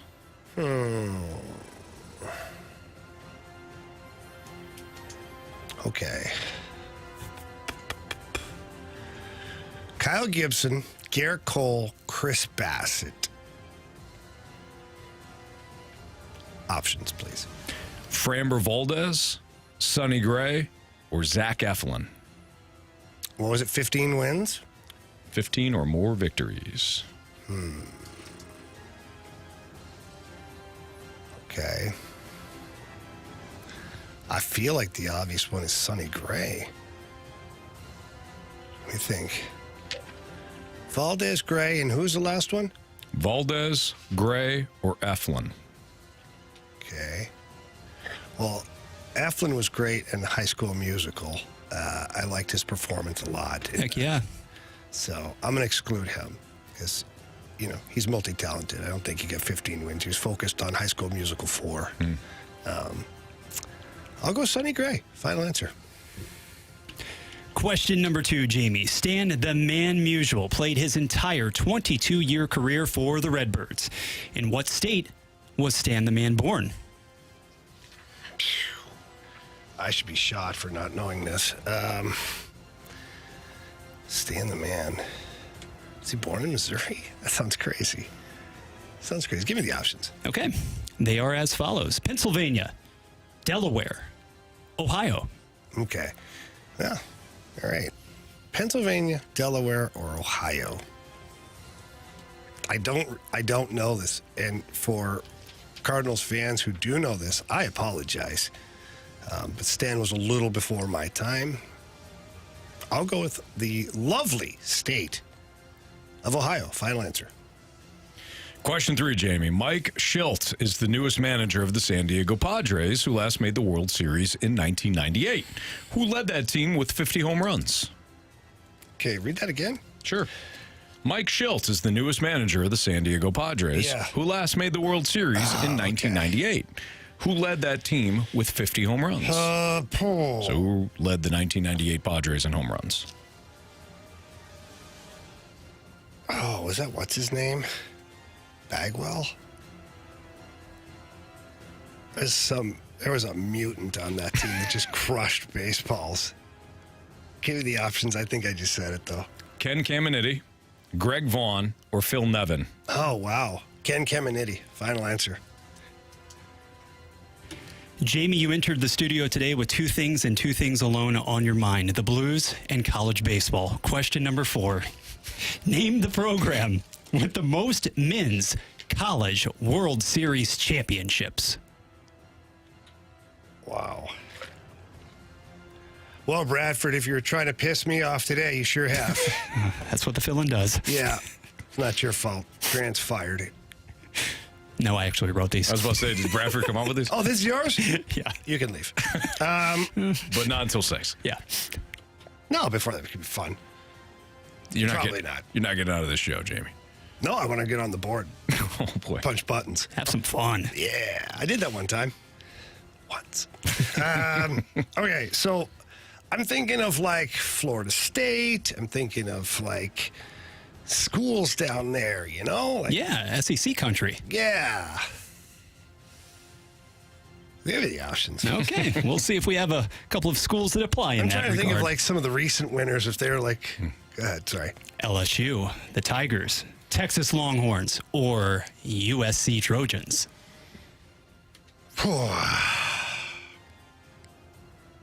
Texas Longhorns, LSU, or USC? LSU. Final answer. All right, let's go over I have a these. horrible feeling today. For what it's worth, James didn't have a good feeling either, he said. So It's kind of like Vikings and Raiders. A little bit. James versus Jamie today in baseball. Let's start off with that fourth question. Name the program with the most men's college World Series titles. Jamie, you said LSU. James, you said LSU. Correct answer is...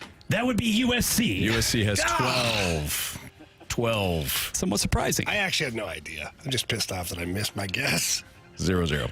Stan the Man Musial played his entire 22-year career for the Cardinals. In what state was Stan born? James, you said Ohio. Jamie, you said Ohio. Correct answer is... That would be Pennsylvania, and the town, actually, interestingly enough, guys, also Ken Griffey Jr. hails from there, Donora, Pennsylvania. Who would have thought? There you go. Pennsylvania is the answer we were looking for, guys. 0-0 between James and Jamie today. You're my guy. Mike Schiltz is the newest manager of the San Diego Padres, who last made the World Series in 1998. Who led that team with 50 home runs? James, you said Phil Nevin. Jamie, you said Ken Caminiti. Answer would be Greg Vaughn, because of course. Greg Vaughn. You guys had the Doug it Vaughn. surrounded. Wow. No, Doug wasn't there. It's Greg.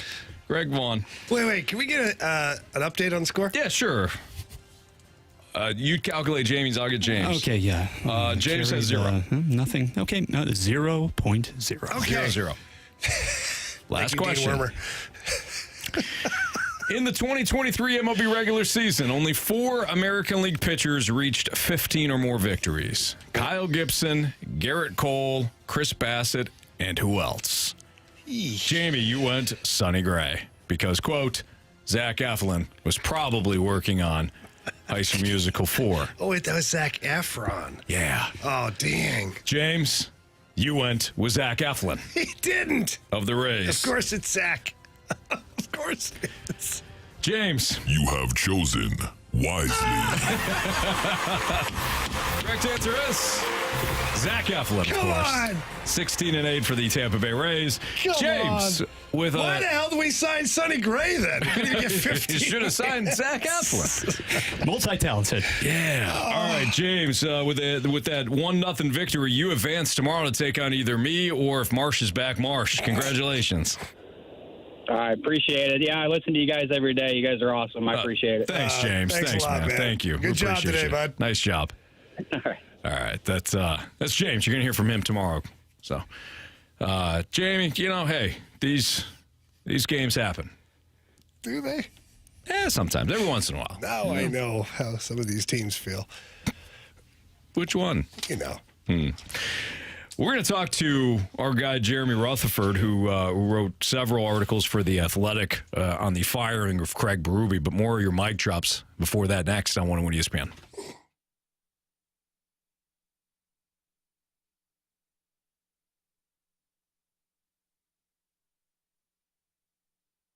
Are you looking to upgrade your bathroom or your kitchen, remodel, whatever it is you're looking to do, whether it's a brand new home or whether it's a house that you're looking to upgrade and modernize?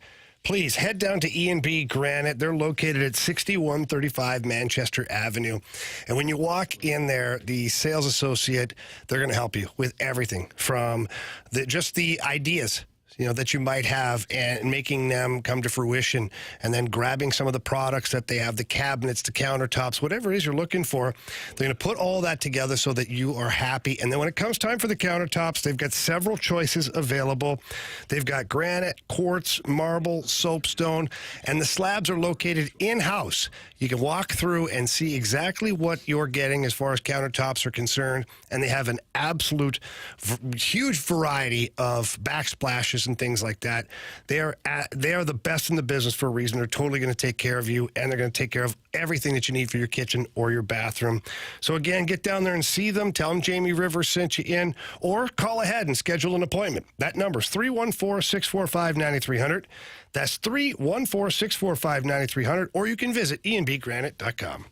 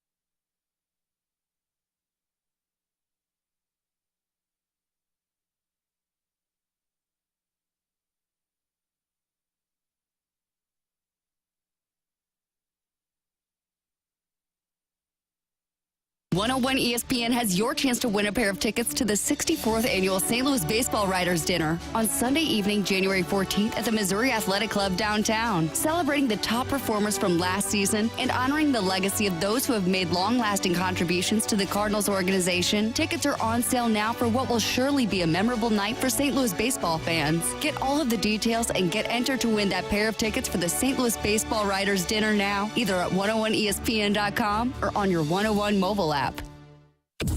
You've come to the right place. You're in the fast lane on 101 ESPN. Hey guys, totally upset about Berube. Did I think it was necessary? Kind of. Did I think he deserved it? Not at all. He's been a great coach. I think it's more of his players kind of a scenario. But hey, if there's got to be a change, we changed the players last year. It's got to be the coach this year. Berube's good enough. He'll fall somewhere and he'll coach again. Do we think he'll be a good coach somewhere else? I ask you that.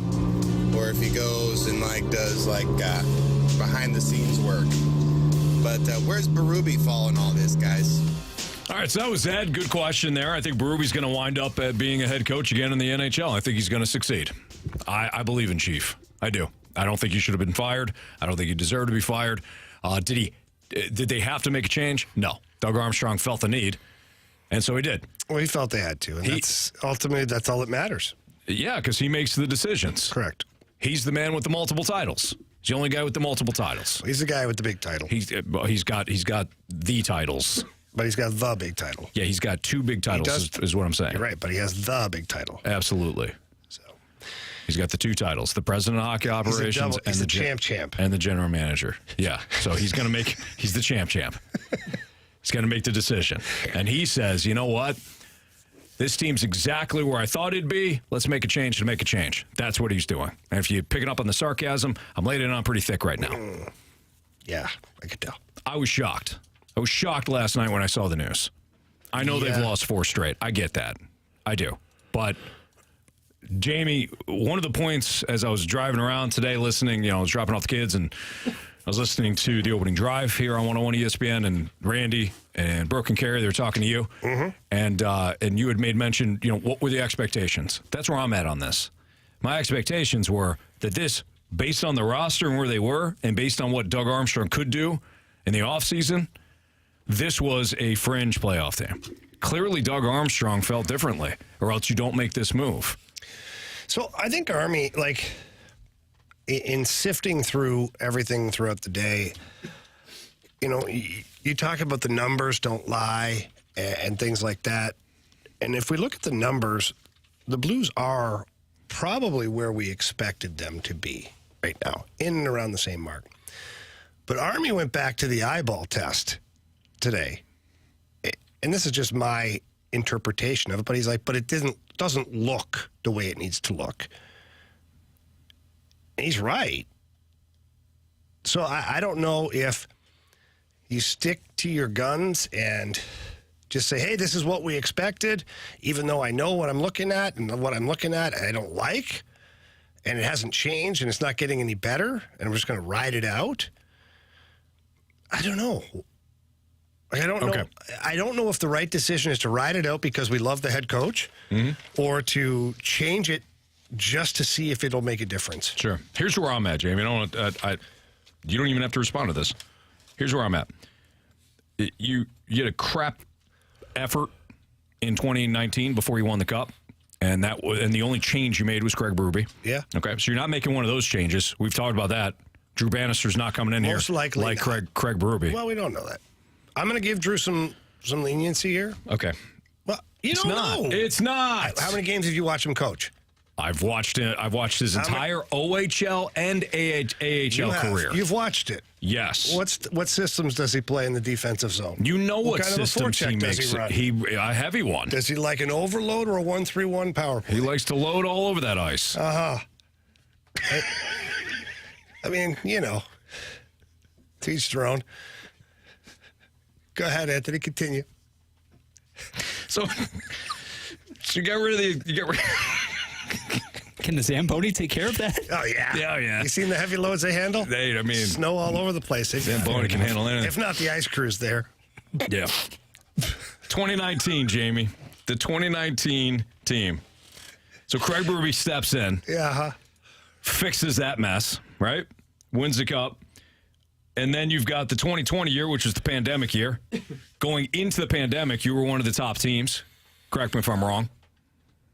Oh, yeah, you were. You were the number 1 team in the league. Right. So it took a worldwide pandemic to slow down that truck. Uh-huh. Okay. And then in 2021, what happened? 110 points. Okay. 2022? Not great. 21 team was the one that Army made, or Berube made the decision to go with Binnington in the playoffs. Correct? The which one? The 2021 season. I thought he went with Husso. And then switched it up. And then went to Binnington. Exactly. Won the series. Right. Yeah. And if Kadri doesn't take out Binnington, who knows, right? Who knows? So that team really knows. That team was good as well. Okay. In 2012, not great after you made a bunch of moves and had a bunch of guys on expiring contracts and you decided you had to move on, which I completely agree with. But the bottom line is you started the year with a bunch of guys on expiring contracts, which was probably a mistake. And now you get this season. So in 2019, you won a cup. In 2020, worldwide pandemic is the only thing that slowed you down. And 2021 was a screwy year. So we missed one in there. So 2021 was the year of the playing hockey in your building with no fans. not the pandemic. It was the post-pandemic season that was still and that was a bad season for the Blues. They played the Coyotes 7 times in a row. Remember that? That's right. It was a funky schedule. Okay. So then 2022 was 110 points. And that was the one with Husso and all that. And then 2023, you didn't make the playoffs, or 2022, 23. However, the bottom line is there's a hell of a lot more good than bad. I don't think the roster has improved since 2019. I think it's gotten worse. Well, yeah, I would agree to that. I mean, you've lost. Think of the players you've lost. So again, we're back to you just made a decision to make a change. That's it. You wanted to change things up. So other than that, let's just bounce this around. We got to get to Jeremy Rutherford. All right. Yeah. Well, let's talk to JR. I'll write down what I was going to ask. Please and we'll table it. There you go. All right. Jeremy Rutherford next on 101 ESPN.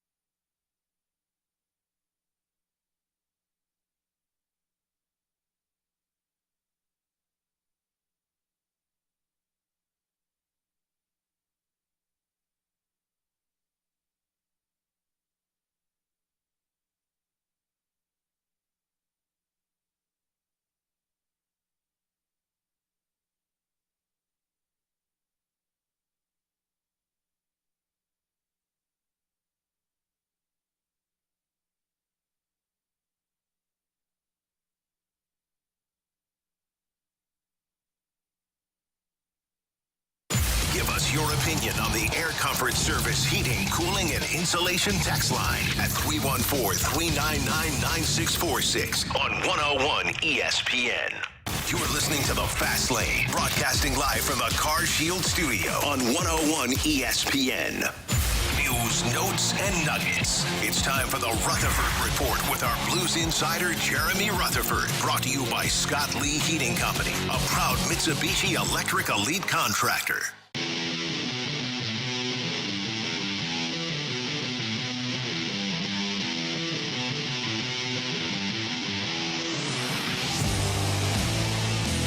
It's Fastlane on 101 ESPN with Jamie Rivers. I'm Anthony Stalter. Let's head to the 101 ESPN Celebrity Line. We have our guy, Jeremy Rutherford from The Athletic, who wrote an outstanding piece following the firing of Craig Berube, one in which I completely agree with. And what? JR, what? JR wrote an article for The Athletic, and one that I completely agree with. I thought you just pivoted on the entire show. 2.5 hours in, I thought you pivoted on your own opinion. No, absolutely not. It's like, you gutless son of a... No, it was a horse bleep. It was a horse bleep decision. Yeah. JR, that's my take. What's yours? Oh, you're the one saying it on radio. I just wrote it. Right. So, with today's day and age, they can go back and read your article. They can go back and listen to the podcast. They can. Yeah, no, it was definitely a difficult decision, I'm sure, for Doug Armstrong. But as I saw the news late last night, sitting in the press box at Enterprise Center after the game, and you think about, okay, how do I address this? I had to tell it like I see it, and that's sometimes a difficult part of the job. But I do think that the contract situations, the past few years, players who haven't come back, and I realize that's not always a one-sided thing. Perhaps Doug Armstrong has wanted a few of these guys back, and the player, or it just didn't work out. Nonetheless, some of these long-term contracts and the no-trade clauses, I think, led to where we are today. And I thought that Craig Berube did not have as competitive of a team as he had once before. So then, JR, let me ask you this, and I don't know if anybody got to ask Army this. It was, it's tough to always get every question in today. But, what were Army's expectations for this group? Because we asked him that at the beginning of the season, and he said his expectations or his thoughts were that this team could be a third place in the division, a mid-tier team, and that's kind of where he was at. And when I look at everything right now, the Blues are still only 1 point out of a wild card spot, and they're somewhere in the middle of the NHL. So what were his expectations then? Yeah, and I think that's the number one question today, is because he did come out and say, when we asked him about, is this a playoff team? He said, Riv, we all remember it, is I think third place. I'd love third place. And he did say that, hey, we're not going to focus on the standings. So what happened? What happened since October to now? And we did ask him that question. Thanks for listening. No, I'm joking. No, I heard it. He said you from November, and he said it's been a year. Yeah. No, you did see it. And so the situation is this. He said that he's got a year of information since November 2022 when he was asked about Craig Berube, Riv, and he said that good coach, not the problem, our compete is the problem. But in terms of this year, from the moment he said, yeah, I'd love to get third place until here we are now, okay, so what changed? He said that a couple of things, too many ups and downs, the wins over Vegas, the losses to San Jose, the power play, 7 for 83. I kind of sensed, based on his answer, that if you've got some good wins and some pretty good wins, but then you beat the teams that you're supposed to, and maybe this power play is clicking along at 20%, we're probably not sitting here talking about Craig Berube being fired. I think, as Doug Armstrong has talked about so many times, the ebbs and flows, peaks and valleys, highs and lows were too big for him. So now what? That's one thing I don't think Jamie and I have really discussed yet, is now what? Because I see a team that Craig Berube was trying to get to play sound hockey, sound defensively. And now that he's gone, I know you do have you've got some players that want to play that way, namely, guys like Braden Shen and Pavel Buchnevich, but the rest I feel like is like the skill and speed team that Army has wanted. So I view this team now moving forward as one that's going to lose a lot of 7-4 games. But maybe I'm being unrealistic or emotional that. So what now moving forward, JR? Yeah, no, I don't think you're unrealistic. I think that it remains to be seen. How does Drew Bannister want to coach this team? Obviously, with what they've done from the start of the year, the system they've put in place, even if he wants to do something drastically different, which I don't think he does, I don't think they're just going to change course for game number 29. That would really take a lot. What type of team are they? Whenever I think about the Blues and what kind of roster they have and what they're trying to do currently, I think about what's it going to look like in a year or two. I mean, I don't think you want to form any systems or make any decisions based on this personnel right now, because frankly, this personnel isn't good enough to be a contending team. So I think what Doug said today is, they hope that things change with the play based on the coaching change and get more out of guys.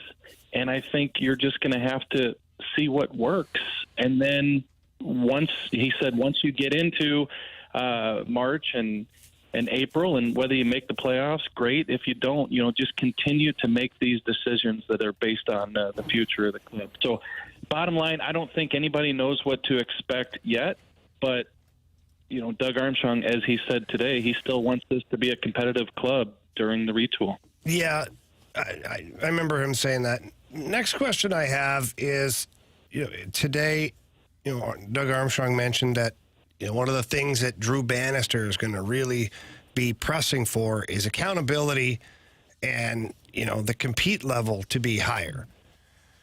I was sitting there thinking to myself, and maybe I'm wrong, but isn't that going to be a tall order for Drew Bannister based on the fact that if Craig Berube, who's won a Stanley Cup and has the resume that he has, wasn't able to get it? Isn't that a lot to ask of an interim head coach? I really do think it is, and you would know, this better than I, what it's like to be, a player with the ears open and listening to a coach, whether it be a guy who's been there 3 or 4 years or a coach who's coming in. All that I can think of when you ask that question is it must feel a little refreshing for some players, and we probably don't even need to name them, but maybe just players who aren't performing well, and they just think, hey, maybe this guy doesn't have a ton of credentials, and maybe he's going to ask me to be accountable and show some passion and compete, like Doug Armstrong said at his press conference. And, I'm going to give him the benefit of the doubt, and I want this to change. I want to be better. I want to be part of this thing. And, Doug touched on, guys will be sent to the minors, even with big contracts. And, you don't want to be one of those guys. So all I can think, Riv, is, it's a good question. I just think that regardless of Drew Bannister's lack of NHL coaching experience, these guys, now's the time, because if the coaches change, next is you. JR, what do you think's next for Craig Berube if you were to estimate? Well, I know he's under contract with the Blues through 2024-25 next year. I did not speak with him today, but I do know that there are already a couple teams with interest in him. I think he'll be a head coach. I think it'll just be a matter of time. But obviously he's going to have to decide whether that's now or later. So quality coach, we all know his demeanor, his ability to communicate, his experience, his Stanley Cup, all the things that he's done, he's going to be able to take that to another franchise, and I think they'll welcome him with open arms. It's just, in Doug Armstrong's eyes, it was time for it to come to an end here. So, JR, what do you think's next here for the Blues as far as coaching is concerned? Because, Army, in my own opinion, Army made it kind of clear that Drew Bannister is placeholding for now. Sure, he's a candidate, and if he has a Craig Berube-esque run here as an interim, he'd be considered. But it seemed like they were thinking of, outside help coming in. Have you heard any names? No names yet, but let me throw this at you. First of all, and you guys know this, but when Craig Berube came in as an interim, I didn't think that he had a snowball's chance to keep the job, but he just kept proving himself. And obviously that was kind of a perfect storm. Could that happen again with Drew Bannister, especially with this roster? It's probably pretty doubtful. So they're going to take a look at him and see what he's got. Riv, the trend here this past year, especially a lot of these coaches that are having the success, the Peter Lavaliettes, DeBoer, Cassidy, all these guys are the experienced guys. So there really isn't a trend for hot, young, up and coming guys right now. So we'll see. Here's the thing, and I'll wrap up with this. Whoever comes in, whether it's Bannister or somebody else, they're going to have a challenge on their hand, because I asked Doug Armstrong this. You guys want to win and you want to be competitive, but yet you want a guy who can relate and groom these young players who are going to be coming in, like Dvorsky, Snuggerud, et cetera. So he admitted, he said, I can't go into these meetings and talk to these coaches and feel them out and say, hey, I need you to develop Dvorsky, but, by the way, I want you to win a Stanley Cup too. So he said the search is going to be wide open. We'll see where it goes. There's no timetable on it. I think after today's news, he's just going to, play it by ear as we move forward here. All right, JR, great stuff, man. Appreciate you joining us. I'm sure you're going to have a lot more reaction piece coming too on the firing of Craig Berube, but we appreciate you. Have a good rest of your week, and we'll talk to you again next week. Yeah, you guys too. Thanks. A lot of highlights. The article should be posted at The Athletic soon, and it's all the highlights from today's press conference. All right, excellent. Thank you, JR. We'll see you, buddy. See ya. Bye.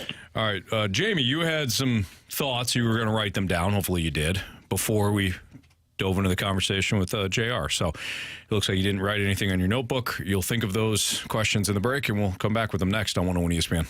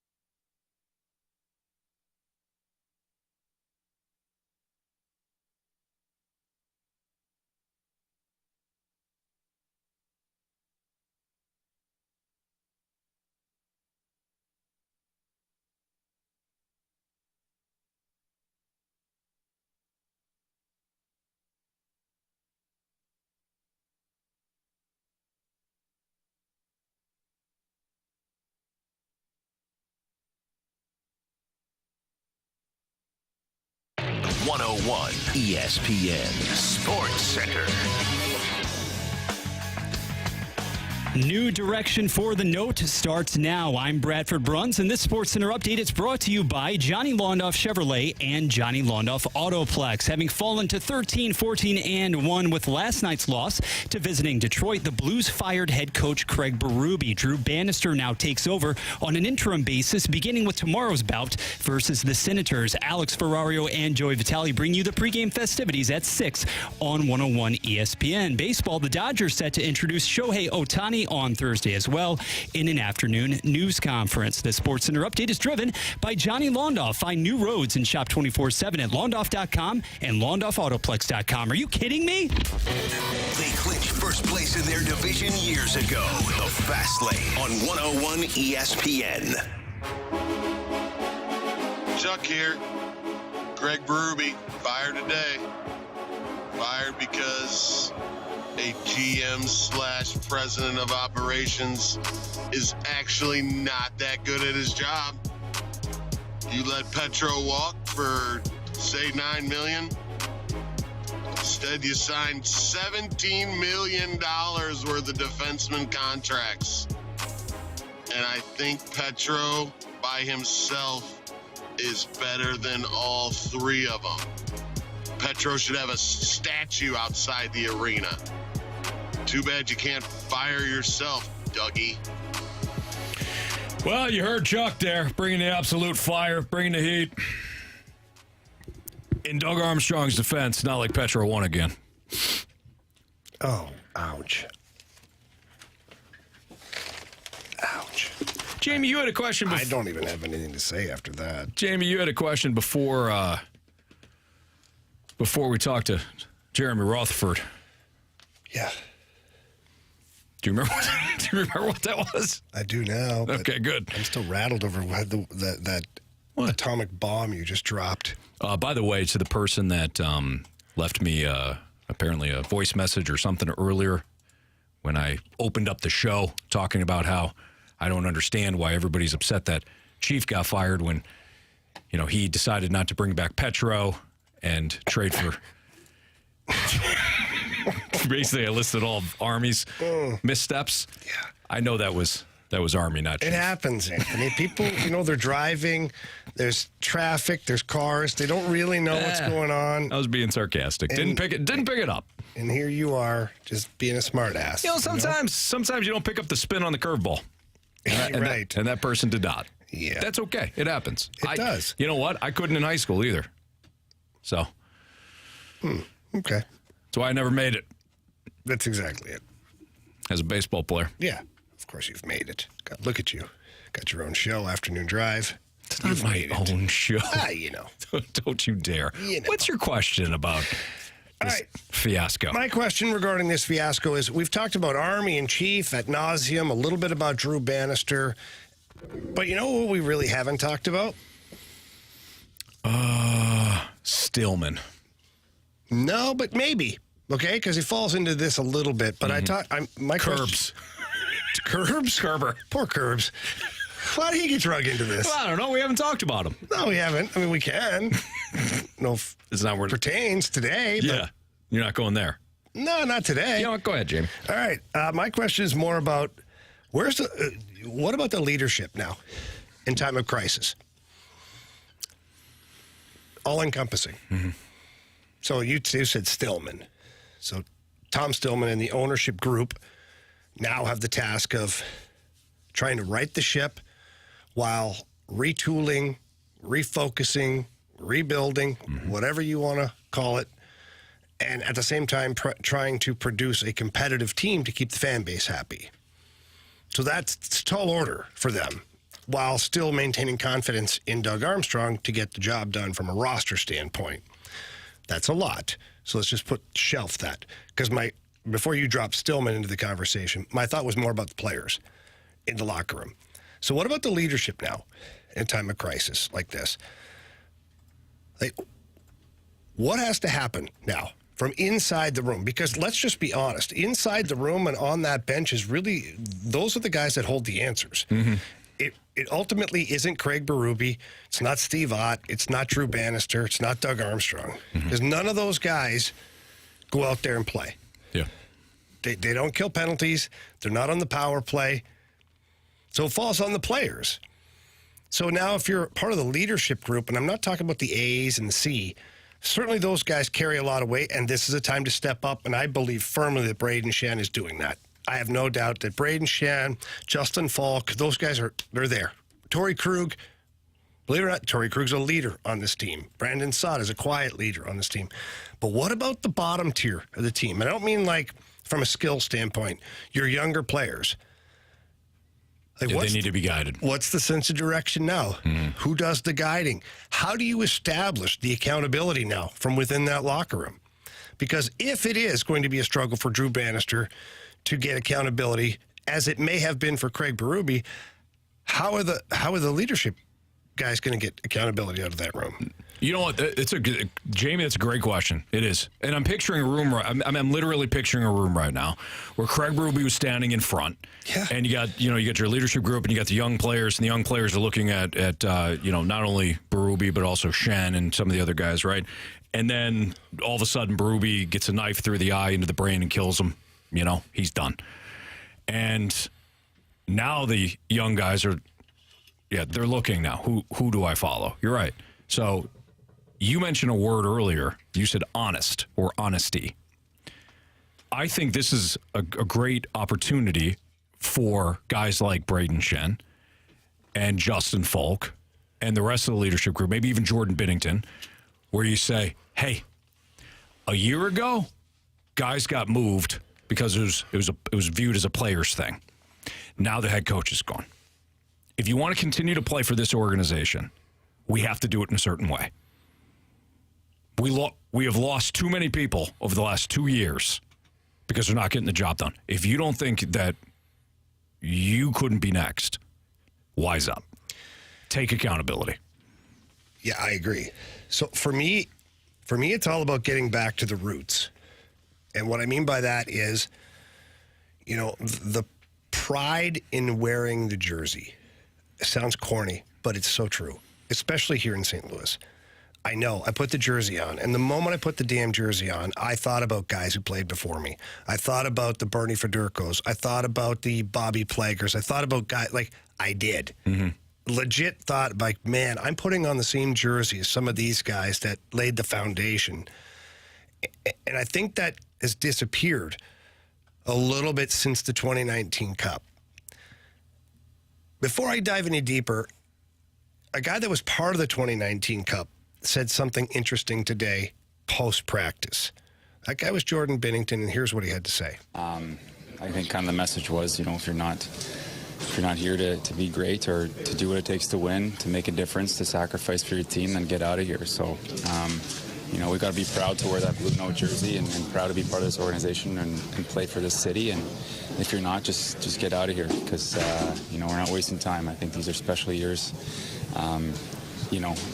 Being able to play in the NHL, it's a privilege, and it's not going to be forever. So I think a good amount of us, we understand that, and we want to make the most of our time. Sure. Love it. So Jordan Binnington, I've told you guys the last couple of years, I've seen him become more of a leader in that locker room. That's leader stuff right there. So let's go back to the 2019 championship. One thing that was absolutely clear, and this is, Alex Steen, Alex Pietrangelo, was those guys, Steener in particular, Steener recognized the importance of wearing the jersey, the importance of recognizing the past, respecting the past, and the importance of representing the city. Totally did. And that team embodied it. From Pat Maroon to Carl Gunnarsson to Alex Steen to friggin' Sammy Blais. That team embodied what it was to live in St. Louis and be a Blues player. Since then, year by year, they've lost that foundation. And this is just my opinion. But if you look at the players that have left the organization, you've lost that foundation. Steen, Bouwmeester, Barbashev, O'Reilly, Pietrangelo. So you still have Shen, you still have some guys, you have some dudes, don't get me wrong, but you've lost a big piece of your foundation. So now the house without the foundation is a little wobbly. Some days it looks great, other days it's tilted, right? Depending on how the earth shifts. You got to get the foundation back in place. And the foundation for me is whoever the hell coaches, I don't care who it is. It really shouldn't matter. But whoever coaches is that when you put the damn jersey on to practice, when you put it on to play, you leave it all out on the ice. You don't come back to the room looking in the mirror knowing you could have given more.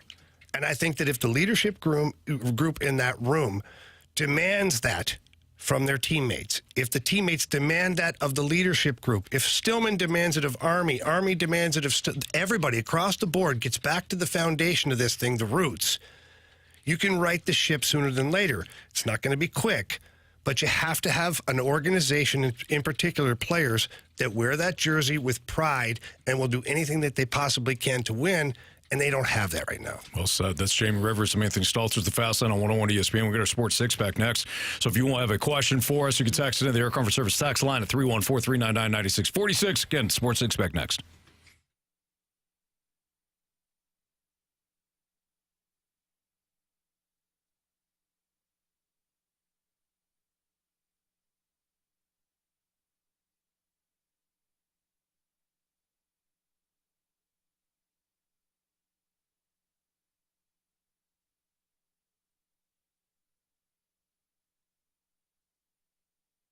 Anthony, nothing feels better than like when you can feel like a man, right? Like chopping wood and doing all that manly stuff, and nothing feels worse. Log cabins. Nothing feels worse than when you don't feel like that. Yeah, and that happens sometimes.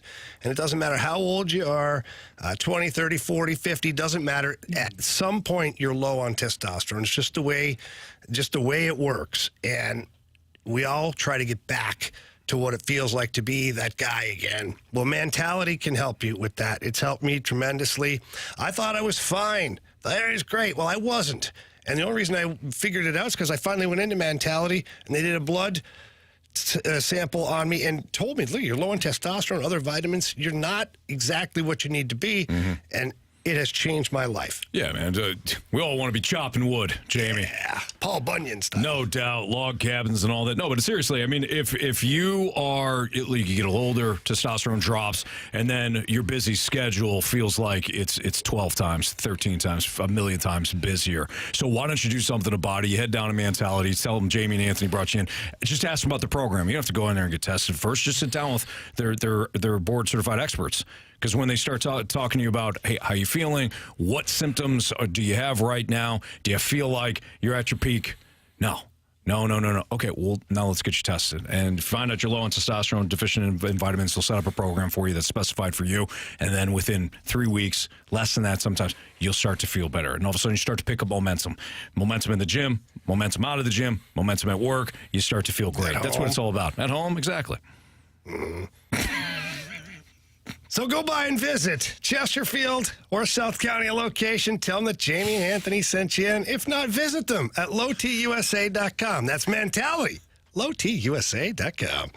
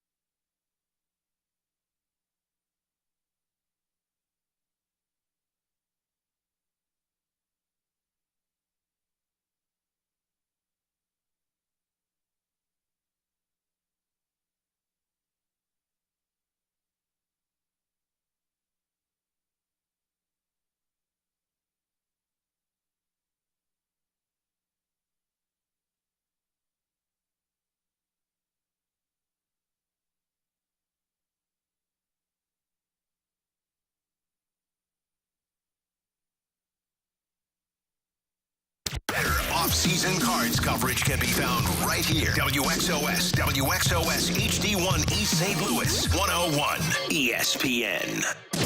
You're in the Fast Lane, coming to you live from the Car Shield studio on 101 ESPN. I have a question. It's time for the Fast Lane to answer your sports questions. I want to ask you a bunch of questions, and I want to have them answered immediately. Asking me all these weird questions. Answer the question. Answer the question. Answer me! The Sports Six-Pack is now. 5:06, your time check is brought to you by Clarkson Jewelers, an officially licensed Rolex jeweler. Jamie Rivers, Anthony Stalter, appreciate you joining us today. And here's Bradford Braun's pinch hitting for Andrew Marsh. He's got question one, please. Question number one. Question number one, gentlemen. Right now, if you're a Blues fan looking at the Central Division standings, it's not the most appealing activity to engage in. But let's talk about some of the pace setters at the top, Colorado and obviously Dallas. So, Jamie, when you look at the Western Conference as a whole, really, Anthony. Outside, and Anthony as well, what am I doing? I'm locking eyes with you, though. I'm sorry. I'm locking eyes with you. It's okay. Outside of weird. Apart from Vegas, Colorado, Dallas, has anybody really grabbed your attention in the early going, about a third of the way through this schedule, to make you say, this could be a legitimate playoff contender come the playoffs that I hadn't expected? Yeah. In the Western Conference, I look at the Los Angeles Kings. They've lost one game out of 13 on the road. That's incredible. A team that wins like that on the road is a team that wins in the playoffs, by the way. And their last 10 games are 7-2-1. So they've had a good go of it. The Vancouver Canucks, who are ahead, 3 points ahead of the Kings. Now they've played 4 games more. Vancouver Canucks have been a team that showed that they can play. And recently, the Edmonton Oilers, who were out of it, left for dead. They're 1 point out of a playoff spot now, riding an 8-game winning streak, 8-2-0 in their last 10. And Connor McJesus has 24 points in his last 10 games. My question about Edmonton, as exciting as that group is, as much explosiveness as you have on the ice, is the goaltending sustainable to get you into April, May, et cetera? Well, Stuart Skinner was an all-star last year, for one thing. And although the beginning of the season was rough, I think he's riding like a 1.89 goals against right now, 920 save percentage in the last 8 games. Very hot. That gets it done for you. I would say so. The team is playing harder. The team is playing better defense, and the goaltending is making the saves that it should, and then above and beyond for a couple of games. And this is what you've got. You've got a team. You don't need an all-star goalie. It's nice to have one, but you don't need one when you have the offensive output that the Oilers have. You just have to be able to let in less than 4 goals, and you should be fine. Yeah. Sounds crazy. One would think. One would think, yeah. Question number 2. All right, guys, you are walking home from a late night establishment. Let's clarify. You've had some fun. You've watched some games. You've had a few beverages. All right, but this comes from the 636. I like the angle, I think, in which this is going. A group of ruffians trying to tussle with you a little bit. Now, you get to pick one of the following people as your battle buddy, and those are the exact words, Jamie. battle buddy. Is it going to be a rugby player, a hockey guy, or a wrestler, maybe like Zac Efron from his new movie? Okay, first of all, those are 3 great picks. Yeah, I did not expect that. Yeah, I didn't think I know some rugby players, and they're legit. They're tough dudes. They're not afraid to mix it up. They're usually pretty strong, big guys. They're half crazy, too. Sure. Hockey players, I think, is self-explanatory. Yeah. And then wrestlers, too. Wrestlers are no joke, man. No doubt. You'll be screwing around. You find yourself on your friggin' back looking at the friggin' stars before you know it. What happened? And this guy's got you in the cross-faced chicken wing. You don't know what the hell's going on, you know?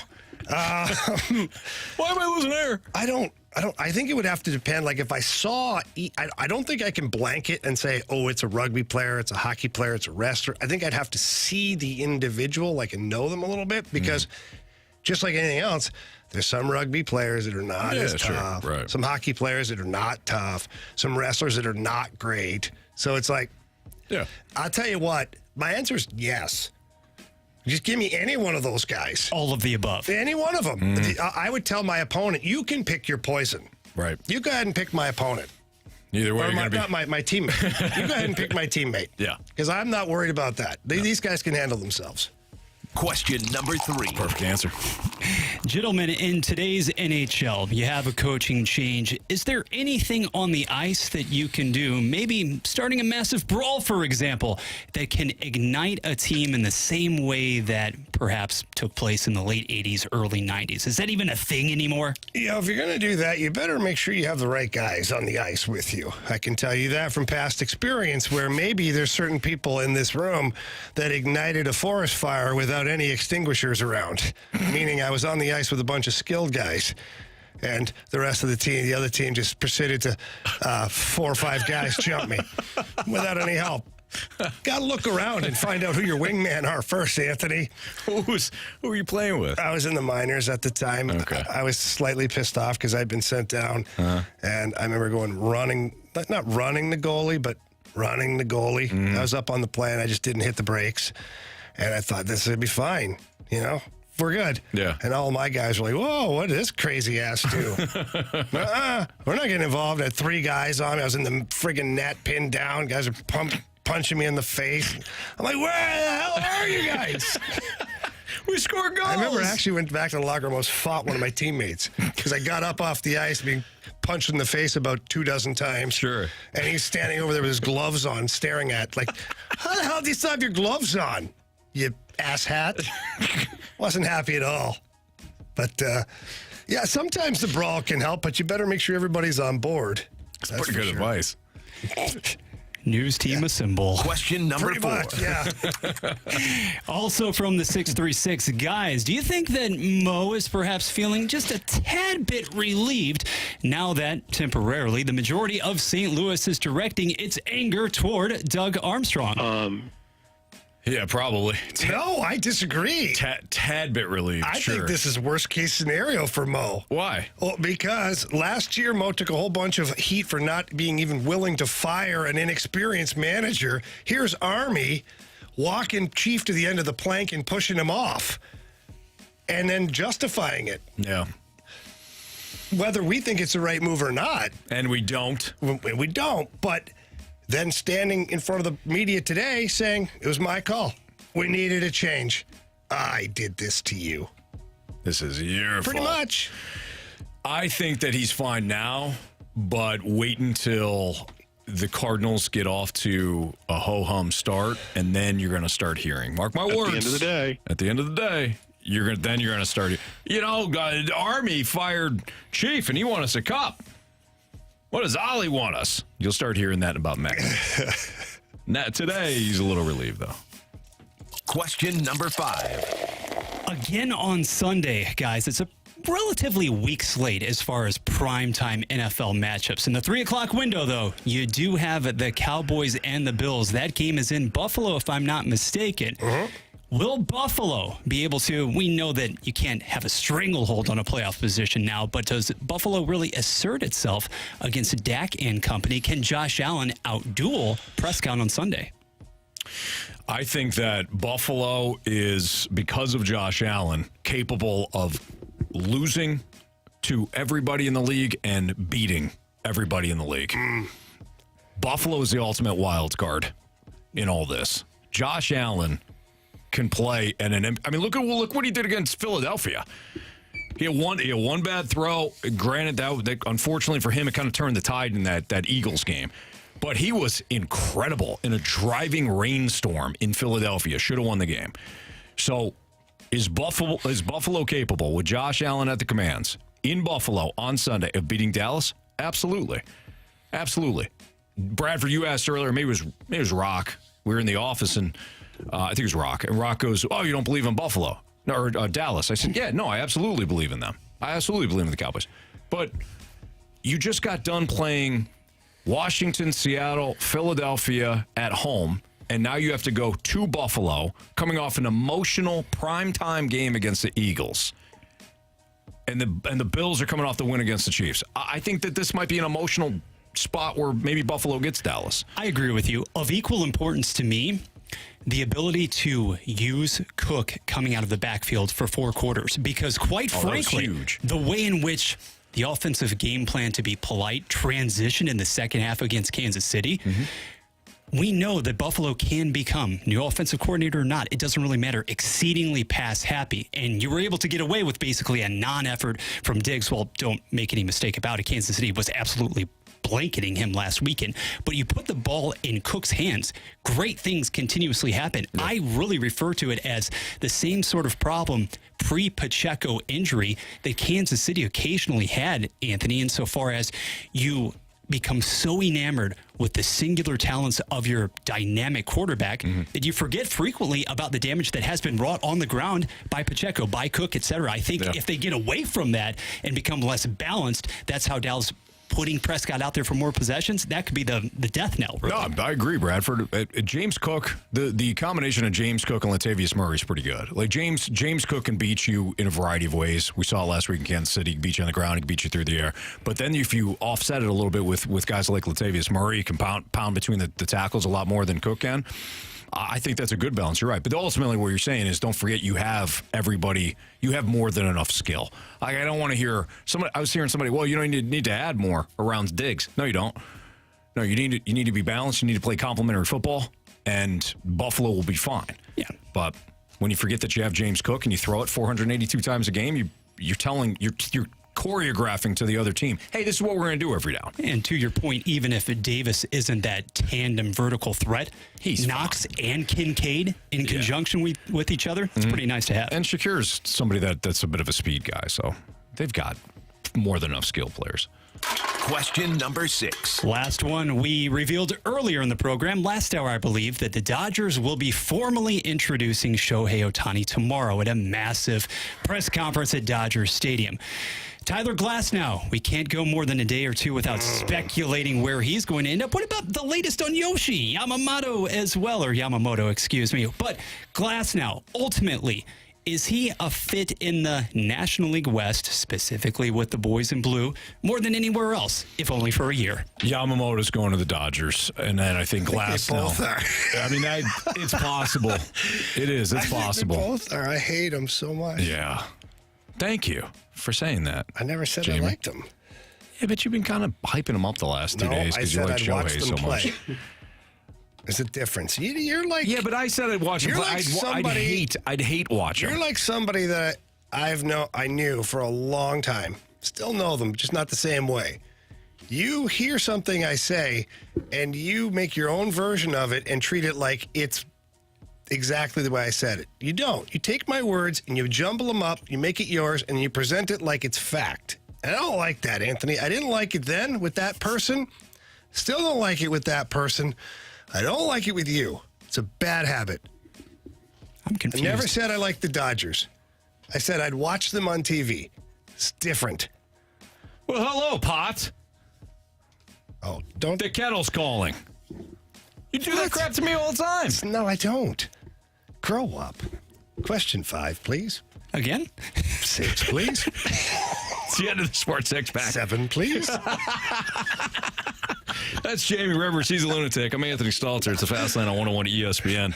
Do we have more mic drops from our outstanding listeners on this? Oh, we have to finish up strongly, yes. All right, we'll finish up strong. Yeah, you guys finish.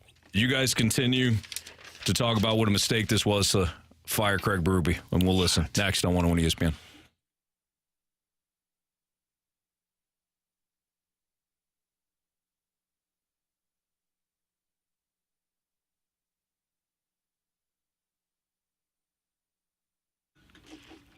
If you're looking to sell your home anytime soon, especially right now when it comes time for holiday season, maybe you don't know if it's the right time to have your house on the market. Maybe you don't know how much you should be asking for your home. Let me help you out. Call the best in the business, and that is Gloria Liu with Your Home Sold Guaranteed Realty. She's got several selling options for you. The one I love the most, of course, is guaranteed sales. All that is Gloria's going to sit down with you, figure out an asking price or sales price, as they call it, and she's going to sell your home for that price. And if she doesn't, she's going to buy that herself, and she guarantees that in handwriting. And why does she guarantee all that stuff? Because she has the buyers for you. That's right. Thousands of ready buyers in her exclusive database. And all that does is create more traffic, hopefully multiple offers, and more money for you for your home. So all that's left to do is call Gloria Lou. Tell her Jamie Rivers sent you in. That number's 314-325-6888.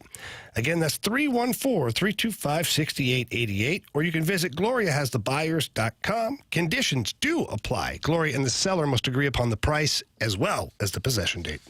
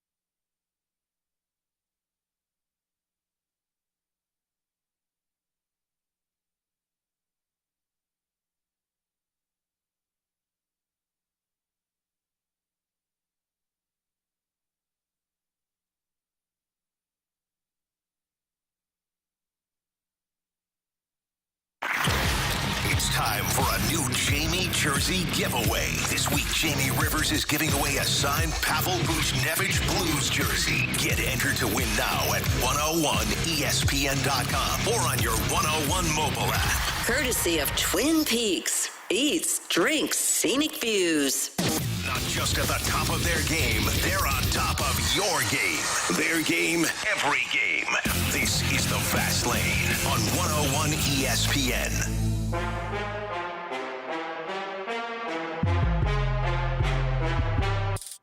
I'm so frustrated with the firing of Berube. I think it was unwarranted and unnecessary. I get that the standard protocol is, things aren't going good, so fire the coach. But to me, it seems like you're almost spoiling or giving the spoiled kid whatever they want. It seems to me like certain players on the team know that they have no trade clauses, they have big contracts, and they dug in their heels because they didn't want to adapt to the system or they didn't want to play a full 200-foot game. So all they had to do was wait out the coach who was asking more of them when they didn't want to do it. And so here we are. They got what they wanted. I'm not saying they necessarily were calling for him to be fired, but you could tell on the ice that they weren't going to buy in day in and day out. Some games they would play, some games they wouldn't. So now they get what they want. Coach is gone. And I have a feeling they're probably excited because now they can play whatever game they want because coach is gone rather than buying into the system. It just kind of irritates me. I'm pretty pissed off about it. Well, that was Aaron. Thank you so much for the mic drop. We're back here at 101 ESPN. It's a Fast Lane. I particularly like the way Aaron talked about crybabies and then had her own kid cry on cue in the background. Yeah. Well done, Aaron. Mahomes back there. You know what? Maybe she was listening to the Mahomes press conference from the other day. I'm just following your guys' lead. And you're a Chiefs fan. You have to do my homework. Come on. He's a an nice honest, job, though. Honest Welcome to the Chiefs Fast Lane. fan. Yeah. He knows. Aaron, by the way, I completely agree with you. I do. This was my point earlier, and Jamie, you got very upset with me. But this was upset with you all day. That's true. That's fine. You could be upset with me, but I'm upset with the fact that our hockey team is making bad decisions here. When it comes to the style of play, I'm with Aaron. This is no message. This isn't. Craig Berube was trying to get the players to play a certain way. Trying to get the players to understand a lot of the things that, Jamie, you have talked about. We have gone so far off, in the direction of like X's and O's and break down to the system and that. And what do you do, Jamie? You keep bringing us back. Guys, it's the fundamentals of hockey. You got to do certain things. If you don't do those certain things, we can't even get. It's like the introduction of the book. You could go to chapter 7. You're not going to know what you're reading though. Start with chapter 1. Start with the introduction. Let's go back there. That's what you've talked about. So Craig Berube couldn't do that. This to me is not sending a message. Maybe Army feels like it is. I take that back. Maybe he thinks the message is, well, now I've got their attention. Just fired the coach. To me, I'm with Aaron on this. A lot of those players are going to be like, well, now I get to do what I wanted to do. I get to score. But you're not. You're not going to score because you're not playing any defense. And I've said it all day. Get ready for a bunch of 7-4 games moving forward here. Yeah. And I feel real bad for Binnington because he's about to get really hung out to dry. So all of that to be determined. First of all, we're being, presumptuous that that's darn right I am. Exactly what's going to happen, and it might be.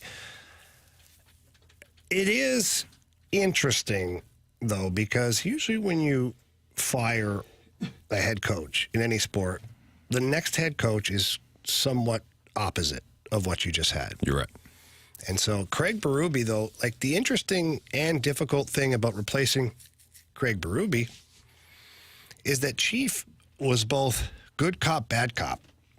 Now, he wasn't in there yucking it up with the guys and, telling stories and things like that. But he was very relatable to the players, very approachable for the players, demanded certain work ethics, demanded certain values and things like that, and then was very honest with the players. And then could be very difficult on certain players or on all the players at certain times. So you don't really know, like, was he a hard-nosed coach or was he the players' coach? He had a little bit of both. So it's going to be interesting for me to see which direction the Blues go in. Like the next head coach, is it somebody who's totally a player's coach? And then if that's the case, does that work? Or does it let the inmates run the asylum? I'm not sure. But maybe if you get a player's coach, the inmates feel like they have more of a say in it and they perform better. Right. It's weird how it works sometimes. Or is the next head coach someone who they can't stand? That's so over the top, hardcore disciplinarian. You make one mistake, you sit for a period. And then will that work? People think it does. Well, that's right. You learn his lesson. Some guys don't get inspired by that. Right. Some guys just lose motivation. And if you have that player 4, 5, 6, 7, 8 years on a contract, it's not the best way to go about it, especially in a cap league where it's tough to make any kind of transaction. Yeah. So I'm still intrigued as to what direction Army is going to ultimately go with the next head coach because Craig Berube checked a lot of the boxes on both sides of the aisle. Yeah. Yeah, I think they should find a head coach, Jamie, that is going to be honest with his players, speak directly to his guys, understand what motivates them, understands that sometimes they need the carrot, sometimes they need the stick, and can thread that balance, and preferably somebody who's got a cup. Yeah. Those guys are hard to find, Anthony. Certainly. I don't know where you're going to get them. Yeah. You knew almost immediately where I was going. I still don't know where you're going. I started to talk, and for about 2 or 3 words, you were interested. And then by like the 4th word, you knew exactly where I was going. I knew. Well, you had him. I told you. I'm laying the snark. I had 4 hours of snark today, and you got 30 minutes left. I do. You're welcome. You know what, Anthony? It is appreciated. Biggest question of the day is next on 101 ESPN. You had him. Coverage of 101 ESPN is presented by Onder Law Injury Lawyers. GetJim.com. The choice of a lawyer is an important decision and should not be based solely on advertisements. St. Louis, thank you for choosing Onder Law as STL Today's 2023 best law firm. Although our work has always been about you, we are proud yet humbled to be acknowledged by the community we serve and love. At Onder Law, we will continue our mission to make a difference, one case at a time. When you are injured, you need the best. Call Onder Law at 314 or 618-9000000. Well, Anthony, the NFL continues to roll along here, and there are a lot of great games happening out there. And the FanDuel Sportsbook, the app, they do a fantastic job of keeping everything awesome, especially for new customers. New customers right now get $150 in bonus bets with any winning $5 money line bet. So for you guys out there listening, and gals, all you have to do is bet $5 on one team to win. Nothing else. No spread, no odds, nothing. Just pick the right team, bet $5, and you get $150 in bonus bets. Yeah, we've been saying how easy it is, and it can be easy. It can be easy. Maybe not. And then you get some big upsets. So you know what? Choose your team wisely, but there's a couple of teams here that you should like this weekend. And if you are playing this weekend, you're going to take advantage of the promo that Jamie just read to you. How about the 49ers over the Cardinals, right? Or maybe the Rams over the Commanders. Or if you don't want to go that route, how about the Chiefs or the Patriots? You know, something like that. You choose your money line bet. You lay the $5. You get the $150 back in bonus bets, all courtesy of FanDuel. But you have to sign up. FanDuel.com/fast. Again, FanDuel.com/. Take advantage of that offer. Then you can play the spreads, the player props, the team totals, anything you want at FanDuel, the official partner of the NFL. 21 and over, present in Illinois. First online real money wager only. $5 pregame money line wager required. $10 first deposit required. Bonus issues non-withdrawable bonus bets that expire 7 days after receipt. See terms at sportsbook.fanduel.com. Gambling problem, call 1-800-GAMBLER.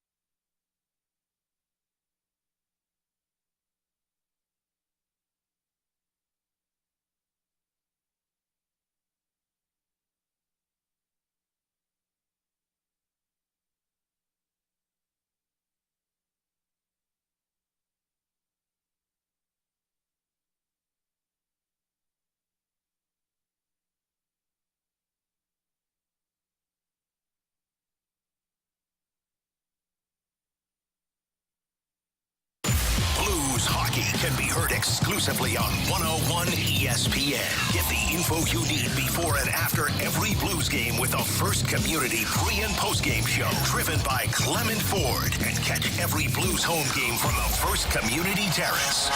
Bring out the Zamboni! 101 ESPN Sports Center.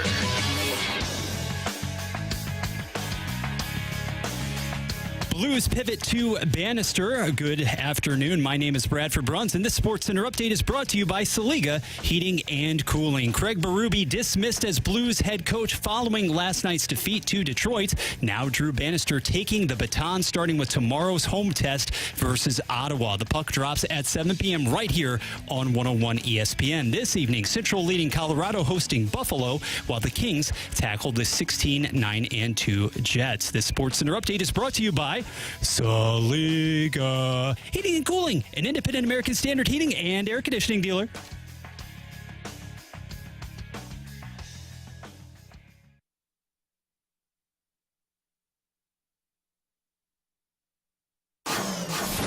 It's time for the Fast Lane's biggest question of the day. With Jamie Rivers and Anthony Stalter, it's Fast Lane on 101 ESPN. Here's Bradford Bruns with the biggest question of the day. Gentlemen, the Blues idle on the ice today. However, tomorrow night on 101 ESPN, it's a 7 o'clock puck drop against the Ottawa Senators, and Drew Bannister will be serving in the head coaching role, interim head coach for game number 1, following yesterday's firing of Craig Berube. So, when the Blues hit the ice tomorrow evening, when they hit the ice for the rest of 2023, going into the back half of the schedule, what is the one area on which Drew Bannister needs to fixate and perhaps address right away? Well, there's a lot. First of all, if we're going to isolate one thing, is I think you have to look at special teams. I think that, the Blues right now, their penalty kill has outscored their power play this season. They have 8 shorthanded goals and I believe 7 power play goals. Oof.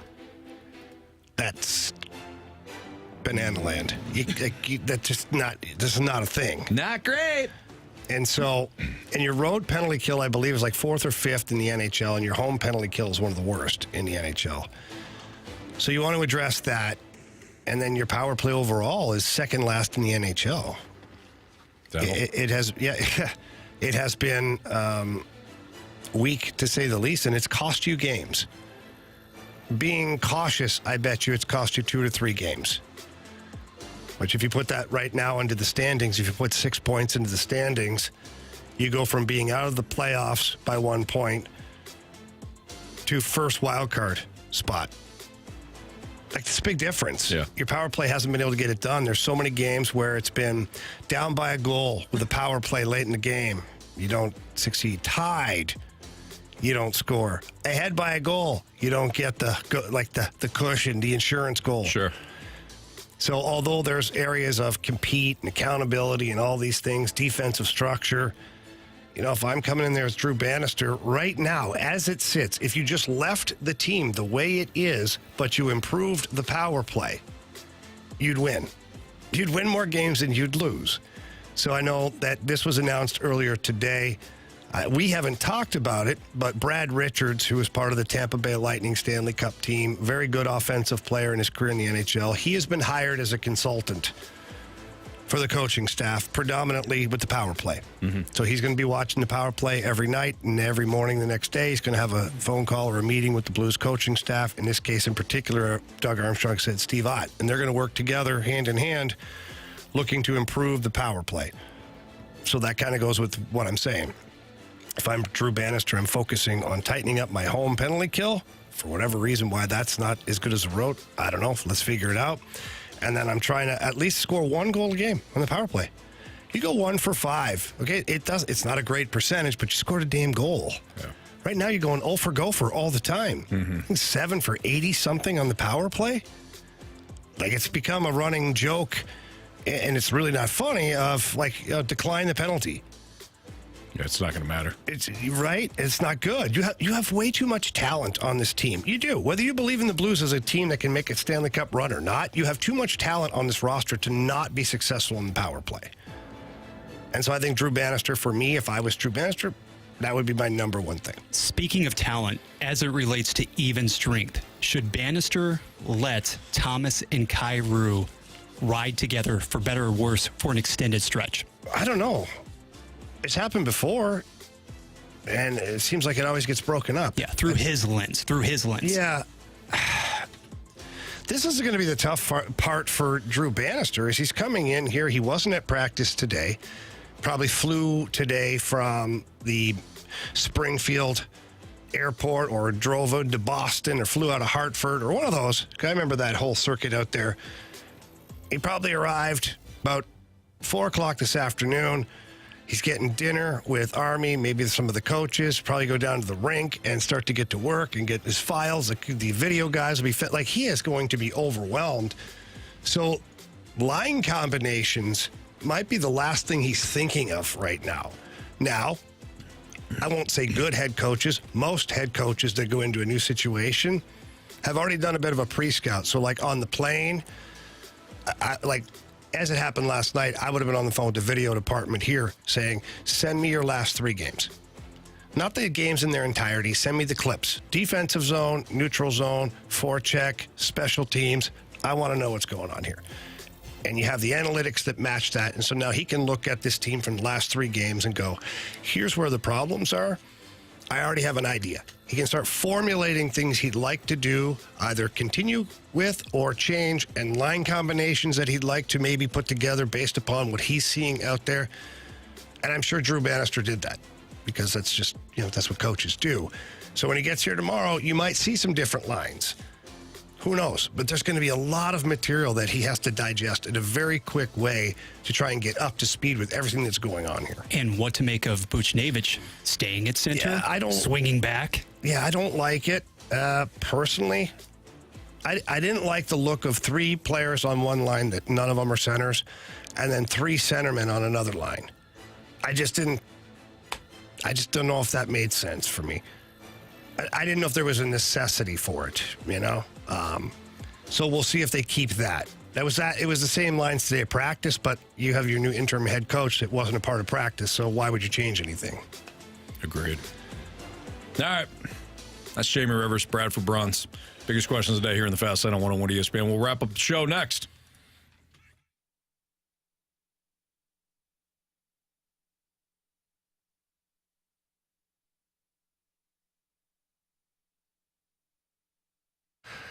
Happy holidays from the Johnny Londoff Chevrolet team. Make your holidays shine bright with the Chevy Red Tag Bonus Cash. That's right. They have tons of savings out there. Silverados across the board are going quickly. Here's a couple of examples. 2023 Silverado 1500 RST. Suggested retail price $66,275. Your Red Tag Londoff Chevrolet price $51,275. That's a savings of $15,000. Incredible. Also, another Silverado, suggested retail price of $59,710. Your Londoff Red Tag price sale, $44,960. That's a savings of $14,750. Johnny Londoff also has huge inventory of the #1 selling small SUV in the U.S., the all-new 2024 Chevy Trax. It's a fantastic vehicle. You will love it. So please stop by the original location, which is the Florissant location, or the new Londoff Autoplex located out in St. Peters off Highway 70. Tell them that Jamie Rivers sent you in. They're going to take incredible care of you. I promise that. If you can't get there in person, visit them online at londoff.com or londoffautoplex.com. Are you kidding me? Johnny Londoff Chevrolet.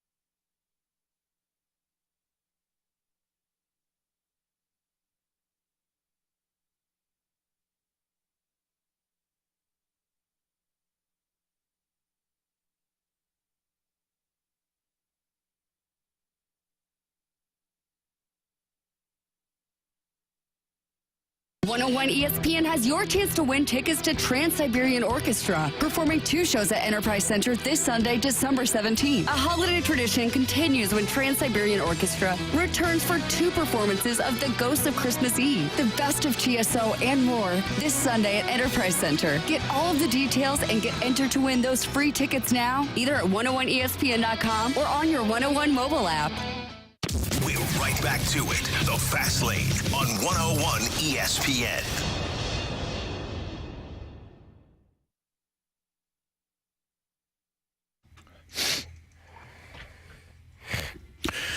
If you missed anything from today's show, you can always download the podcast at 101ESPN.com or your 101 ESPN mobile app. Podcast brought to you by Dobbs Tire and Auto Centers. Talked a lot of Cardinals baseball today. Broke down why Mo continues to fail you, the Cardinals fan, by not signing Yamamoto. Did we really? No.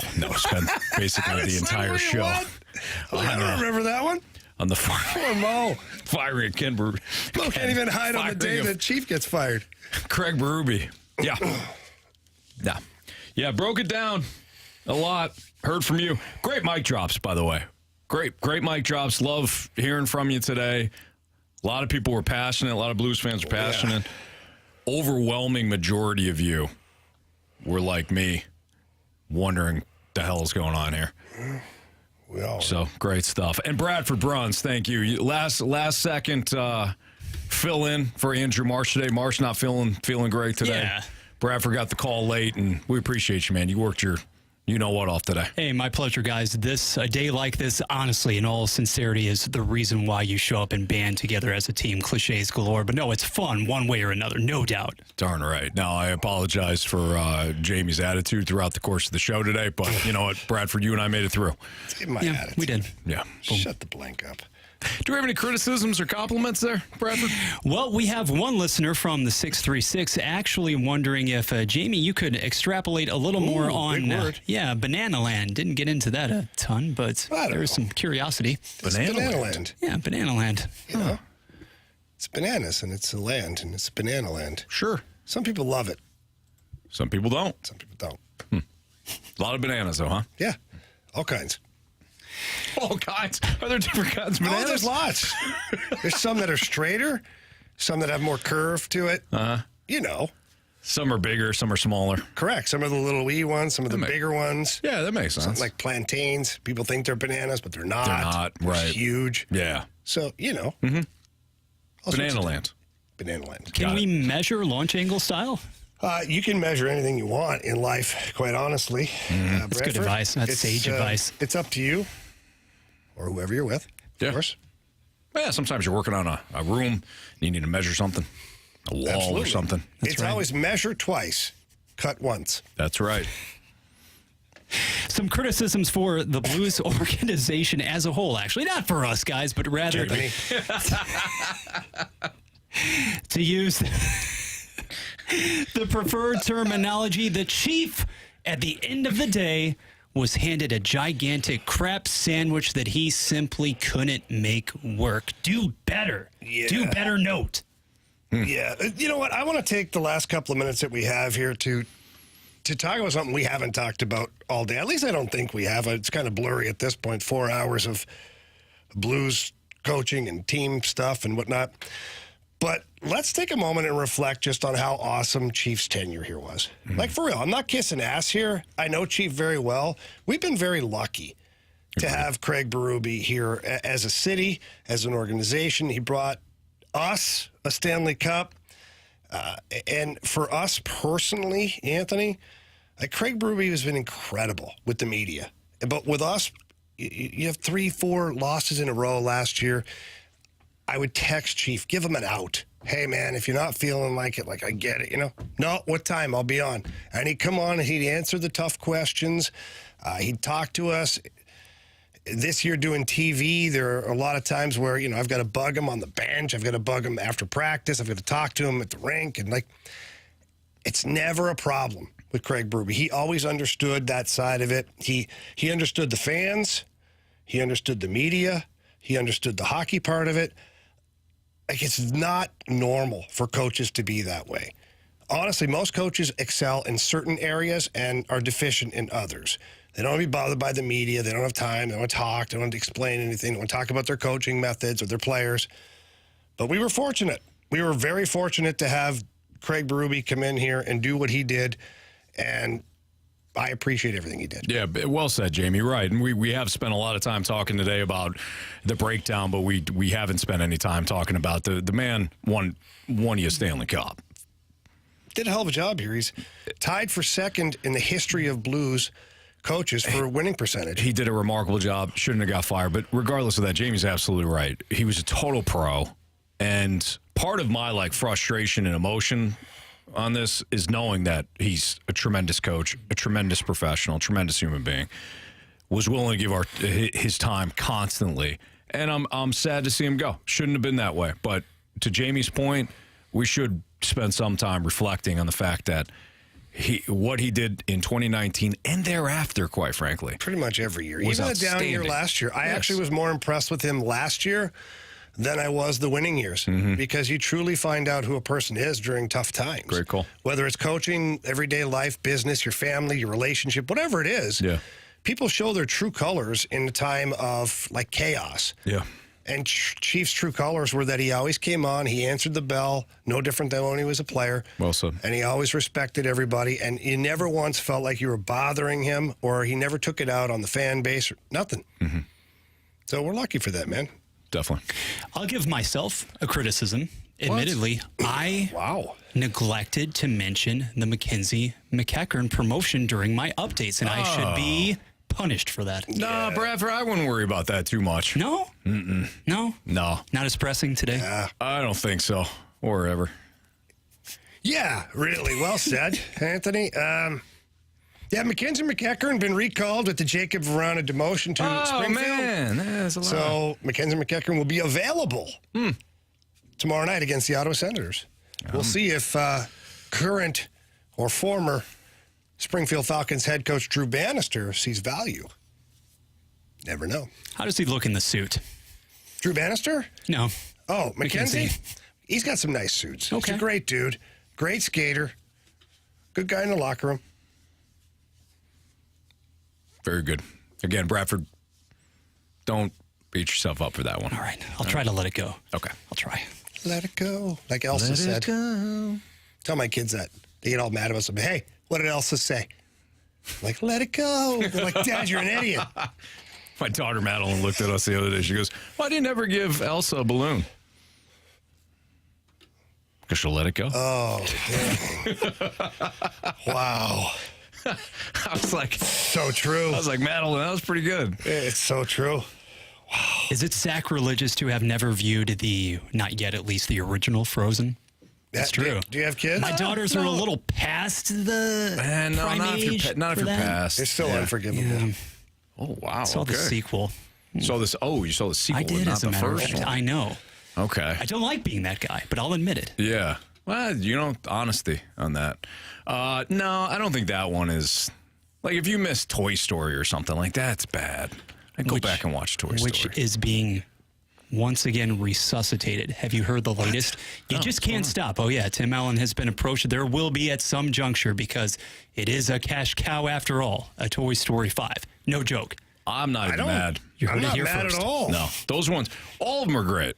You're printing money with that crap? Go for it. What do you mean that crap? I don't mean crap like the actual crap version. I just mean like you're printing money with that whole thing. Go for it, man. You know me. I'm all for making money. All right.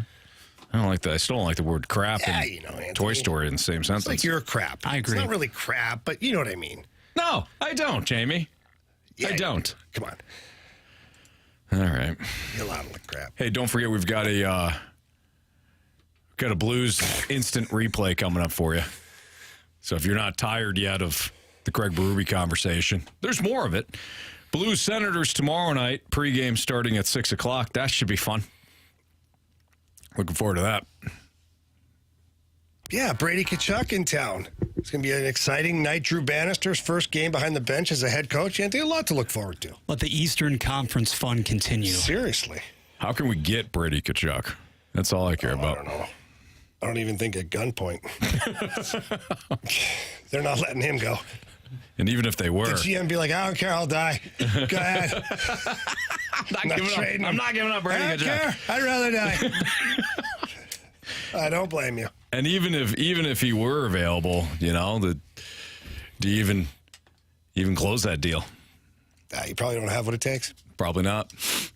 For Jamie Rivers and Bradford Bruns, I'm Anthony Stalter. Again, Blues Instant Replay Show coming at you right now. See ya.